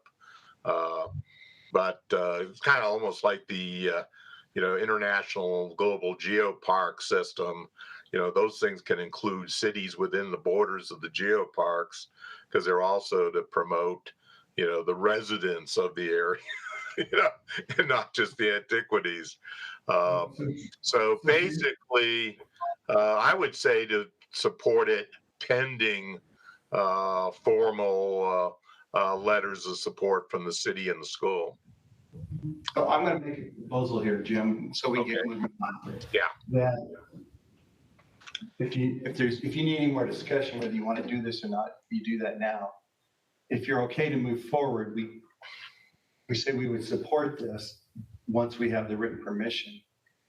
And then once we have that in hand, we can send an email to all the members of the board.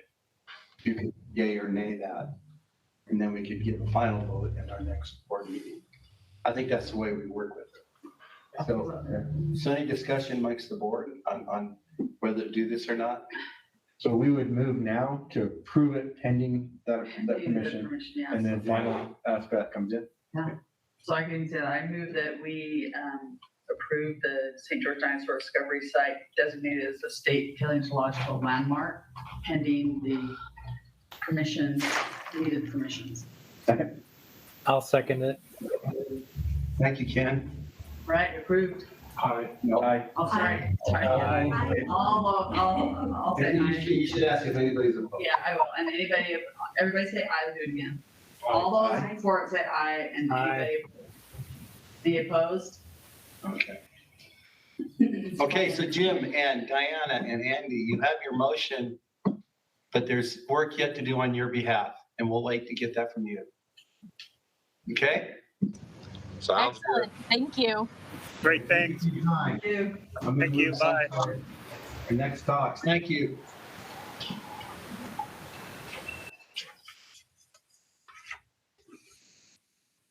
Okay. So, Elliot and Andrew, you're up. Can you hear me? I can hear you. Awesome. I'll present first, and Andrew, go ahead and chime in whenever, and then Andrew's going to share some management stuff regarding Great Salt Lake. Okay, so guys, just so you know, I think my time on our YouTube stream runs out at 11:30. So if you could target to be done by 11:25, that'd be great. I'll try my best. Do you see my screen? Yeah. Okay, so Andrew and I have been doing investigation work up in the North Arm, studying the salt load, salt dynamics, and precipitation of halite. We know that the North Arm has, over 300 grams per liter TDS. South Arm is 160 to 170, so less saline. And what we're first starting to do is try to understand the dynamics of the lake system in the north with, such a dense brine. And that led us to this report that came out late last year. And since writing up the report, it's kind of geared more towards this opening of a new bridge along the causeway, and that was in December 2016. And it also hinges off of some of Andrew's salt crust thickness studies that he did back in 2015-16, and then just salt dissolution and precipitation in the North Arm after the causeway was opened. Here are sites in red. We have one in near Spiral Jetty, offshore, one off the causeway. Both of these are about a half mile off these landmarks. And then we have LVG4, RD2, and those are sites that are part of the sampling campaign that UGS has been doing for many decades, since the 60s. So before the opening of the bridge, the North Arm was a salt factory. Lots of salt was precipitating, which still is not well understood, the salt load in that system. It's been estimated. So part of the study was trying to get a better handle on what is driving solutes in the North Arm. But after the bridge was open, we noticed there was not a substantial amount of salt that was precipitating near the shore. You could just walk out near Spiral Jetty, and we didn't see too much. Occasionally, like late in the summer, early fall, splashing over from wind events, the brine would get ponded on the mudflat, and you'd get a little precipitation. But overall, not a lot. So that came to the next point of trying to understand what was going on in the deep part of the lake, depths between 10 to 25 feet. So we got a GoPro with a macro lens and some LED white lights, made a cage, and just basically dropped that sucker in the lake just to see if our photography would show anything. The clarity of the brine is pretty poor. It's very turbid water. At first, we got these weird images of this sediment coating some crystals of a bottom salt crust. And then later, we started seeing wave ripples of that sediment on top of salt crystals. So you can see a little wave ripple in here. That's at 25 feet. So wave base in the dense brine lake, goes down to at least 25 feet, which is kind of a new thought to think about in limnology aspects of a deep brine lake. And then later on, we started seeing more crystallization as we got into 2020. And what you can see here, these are rafts that precipitate at the air-water interface on top of the lake. They sink down. Bigger crystals may nucleate off of those, and that's what you see here. And what this graph is showing is lake elevation. In gray is the south arm, pink, orange-ish or red is the north arm. And then these are our density measurements through time. And you can see in 2011, it was a wet year, so the density was lower, so less saline in the north arm. All these data points are LVG4 and RD2 and Spiral Jetty. And you can see that it increased as lake elevation dropped right before the bridge was opened up, which is this data point right here. And after it was open, a lot of less saline fresh water from the south came into the north, diluted everything, density went really low. And then we started seeing this kind of wandering of up and downs, which pretty much show a seasonal signature. Wintertime, it gets lower in density. Summertime, it gets higher. And what we did is we approached it with what they do in the Dead Sea. They take a 50 milliliter vial, and that's your control that you just put the brine in and sample for the density. And then we put 10 grams of NaCl in another one, called this the spike. And the difference between the two can tell you if you're saturated or undersaturated with halite. And basically, we came up with a figure of 1.223 grams. Anything above that, you're at halite supersaturation. Anything below, you're undersaturated. So that was kind of a nice finding, because during the wintertime, obviously the density is lower, and that's mainly contributed to a density effect of the temperature and different minerals that form in the winter. So those minerals include mirabolite mainly, but if the lake gets below -1C, it can form hydrohalite. And basically mirabolite's a sodium sulfate slush that gets swashed onto the shore, makes these beach bars. It's about 2 feet deep, hard to walk in. It's very hydrous, so it's like a slushy. With our underwater photography, we noticed in the column in early spring some cloudiness of white particulates. We see white particulates of mirabolite forming in spring holes. And then if you take the brine of the north arm and freeze it, starting off with a 32% salinity, you freeze it down in the freezer, you form mirabolite, and the salinity drops. And then when you bring it up to room temperature, every ion that was sequestered in this hydrous phase, this cold cryogenic mineral, it then precipitates salt, and then the salinity comes back up, which is kind of interesting. We also did a couple test experiments with basically a halite chip that we weighed and then put it in 500 milliliters of North Arm brine. Take a before and after photo and reweigh it and see what happens. So this one was put in the freezer for like 32 days. You take an after photo, you can see the crystal is just totally etched out. Some rounding has occurred, some vugs. We weighed it, and it was first at 0.145 grams, and then it was 0.128 grams. So we lost mass in the halite. We got dissolution. And this just tells you that during the winter, you are recycling any type of salt that you had that precipitated during the warm months back into a hydrous phase or in solution in this cold brine. So when you go out there and you measure the density in the winter, it is undersaturated with halite. And, at first it was like, well, why is it getting so undersaturated? It's because of the cold temperature. And if you model it, this is mineral saturation. You start with a brine, it's at halite saturation. When you start forming these minerals, as you drive the temperature down, mirabolite comes out around 5, then hydrohalite at this paratectic point at -1, and you can see the red line, which is halite, but it becomes undersaturated. So we also wanted to know more about groundwater and its contribution to the lake. We saw a lot of groundwater sediment collapse features where upwelling of groundwater comes to the surface. It might dissolve some of the halite. We have marginal saline springs. This one's 2% that drain into the mudflat. So think about like a wind event, you get a seiche. You have this ponded, less saline brine that eventually precipitates minerals, but then a seiche can just come in, wash all that back into the lake. We also found a really deep prismatic pool that's 12 feet deep, 22 feet across because of low lake elevation. This thing was exposed.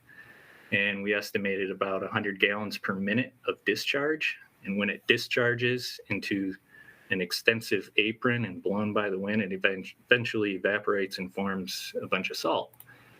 But what's really cool inside is microbialites. It's like a little niche microenvironment for whatever microbial communities live in here, the green, orange type of cyanobacteria, algae that create all these bubbles. So kind of cool. Now that lake is low, a lot of exposures are there for us to look at. This just shows the evolution of these springs. They eventually, trend towards a brine that is comparable to a North Arm brine. So basically it's showing that groundwater is a major contribution. We don't have a big handle on it yet, but we know that, groundwater is pumping in solutes all over. And then this just shows that the major rivers are plotted here in this ternary. None of them are in the position to form a Great Salt Lake brine. It's really the spring waters. And then on top of that, we also saw a bunch of dissolution holes at 25 feet of depth. You can see these rings here and collapse features. And that just shows that a lot of groundwater is pumping in the lake. And I don't think that's ever been highly measured, especially in the North Arm or observed. So that just puts another riddle in the groundwater contribution state. And the other thing too, which is more of a scientific academic thing, is a lot of people look at dissolution holes and salt as means of exposure and low lake level. But if you have groundwater, it doesn't matter if the lake is deep or shallow, you can still get dissolution features. So kind of changes the paradigm on the paleoclimate records for saline basins. And that's all I have. So that was more of a scientific, findings of what we've been doing. And Andrew's going to take it away and talk about how it kind of relates more to management and stakeholder decision-making. Sure. Can everybody hear me? Super. Okay, so following Elliot, I kind of just really want to quickly mention the brine sampling program and then some of the, as he mentioned, some of the management implications. UGS has been out sampling Great Salt Lake brine since 1966. So we have this really nice long-term record of what the brines are doing out there. We do in-house density analysis of those brines when we sample, and then we send the samples to commercial labs for major ions and TDS. And the yellow arrows there are where we currently sample. Oh, Elliot, can you switch to the next slide? And so we have this nice long record. And so using this data set, we've been able to look at some trends in salinity through time. And this has kind of become important and has been a piece of the picture of what we're seeing in relation to the North Arm. So what you have here is South Arm salinity over time. You've got on the x-axis, you've got lake level. The y-axis, you've got dissolved solids, and those colors there represent changes through time. So the dark green being sort of the older samples, and the dark red sort of newer samples. And what I hope you can see from this graph is that the range of salinity in the South Arm has decreased over time. And this really dovetails with what we've seen in the North Arm, in the sense that we see basically the North Arm as a place where salt gets sequestered in the North Arm crust. And so there's this basic flow of salt to the North Arm where it gets sequestered, so it's a sink. If you want to jump to the next slide there, Elliot. Nope, sorry. There we go. Okay, so I mean, I think most of you know at this point that the conditions in the lake at this point in time are kind of extreme. I'm sure you all heard the news, we're at a historic low lake level. But what we're also seeing, counter to this previous slide, but in the short term, we have high salinities in the South Arm because of low lake level. And what we're seeing is that those brine levels are getting close to the upper threshold where brine shrimp can thrive. So we're seeing these kind of extreme conditions, and so what does our research have to do with all that? And sort of from a management perspective, why is this research significant? So to kind of walk you through that, so what we saw prior to the bridge opening was the North Arm functioning as a salt sink. And so we see that in the brine data, and we saw that in the work that Taylor and I did in the salt crust. After the bridge opening, you get this slug of fresher water. Well, fresh is not a lower salinity water from the South Arm into the North Arm that basically mobilized a bunch of salt by dissolving part of the salt crust. And so it reversed sort of the North Arm's role as a salt sink to a potential salt source for the South Arm. And what in talking with other researchers, what the USGS and the Brine Shrimp Cooperative have seen is that although there's this general transfer of salt from the South Arm to the North Arm, in the short period of time since the bridge has been opened, they've noticed an increase in the salt load that can't be attributed solely to lower lake levels. And that dovetails with what Elliot and I are seeing with the North Arm switching, again, from a salt sink to a salt source. And so our observations are helping focus additional research on the new bridge and what's happening with the flow there. The USGS is doing a really great job at trying to wrap their arms around what's happening exactly at the bridge, but it's a pretty complex situation where you've got two directions of flow. And so they're trying to figure out what exactly is going on there. And so some of our research is helping focus some attention on that flow. And again, what we're seeing over the period of time that we're looking at the North Arm since the bridge is opening is that the North Arm is this source, and now we're seeing over time it moving closer to being a sink again. So if you want to get to the next slide, Elliot. We got about a minute is all. Oh, okay. All right. I'll try to be really quick. So we're at this interesting point too, where the salinity in the lake can be managed at some level. If you want to go to the next slide, Elliot. And so we've been part of what's called the Salinity Advisory Committee. It's a bunch of scientists, and we've been commissioned to advise Forestry, Fire, and Sovereign Lands and Utah DEQ on managing the lake salinity and identifying research needs there.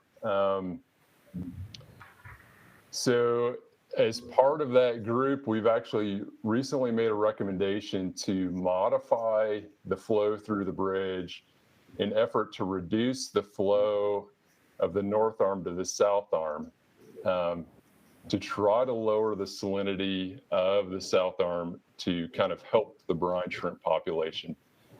I think we're running out of time.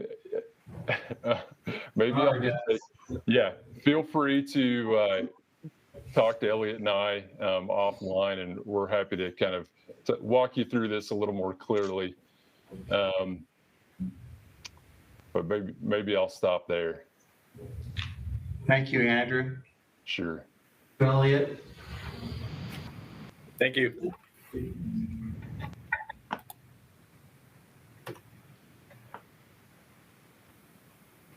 I think that's where we are. So I turn it back to you. Move adjourn. Yep, I think our feed was gonna close at 11:30. Okay. That's why I was So it's now 11:29. 11:29, and this meeting is adjourned. Wow, that was Thank you. Yeah, that was great. Went a little long. Sorry, Ken, I know someone had an 11:15. No, not me. Oh, Well, don't we normally go to 11:30? Like, that's what we've always gone to, I thought. yeah, sometimes we've been a little shorter. Maybe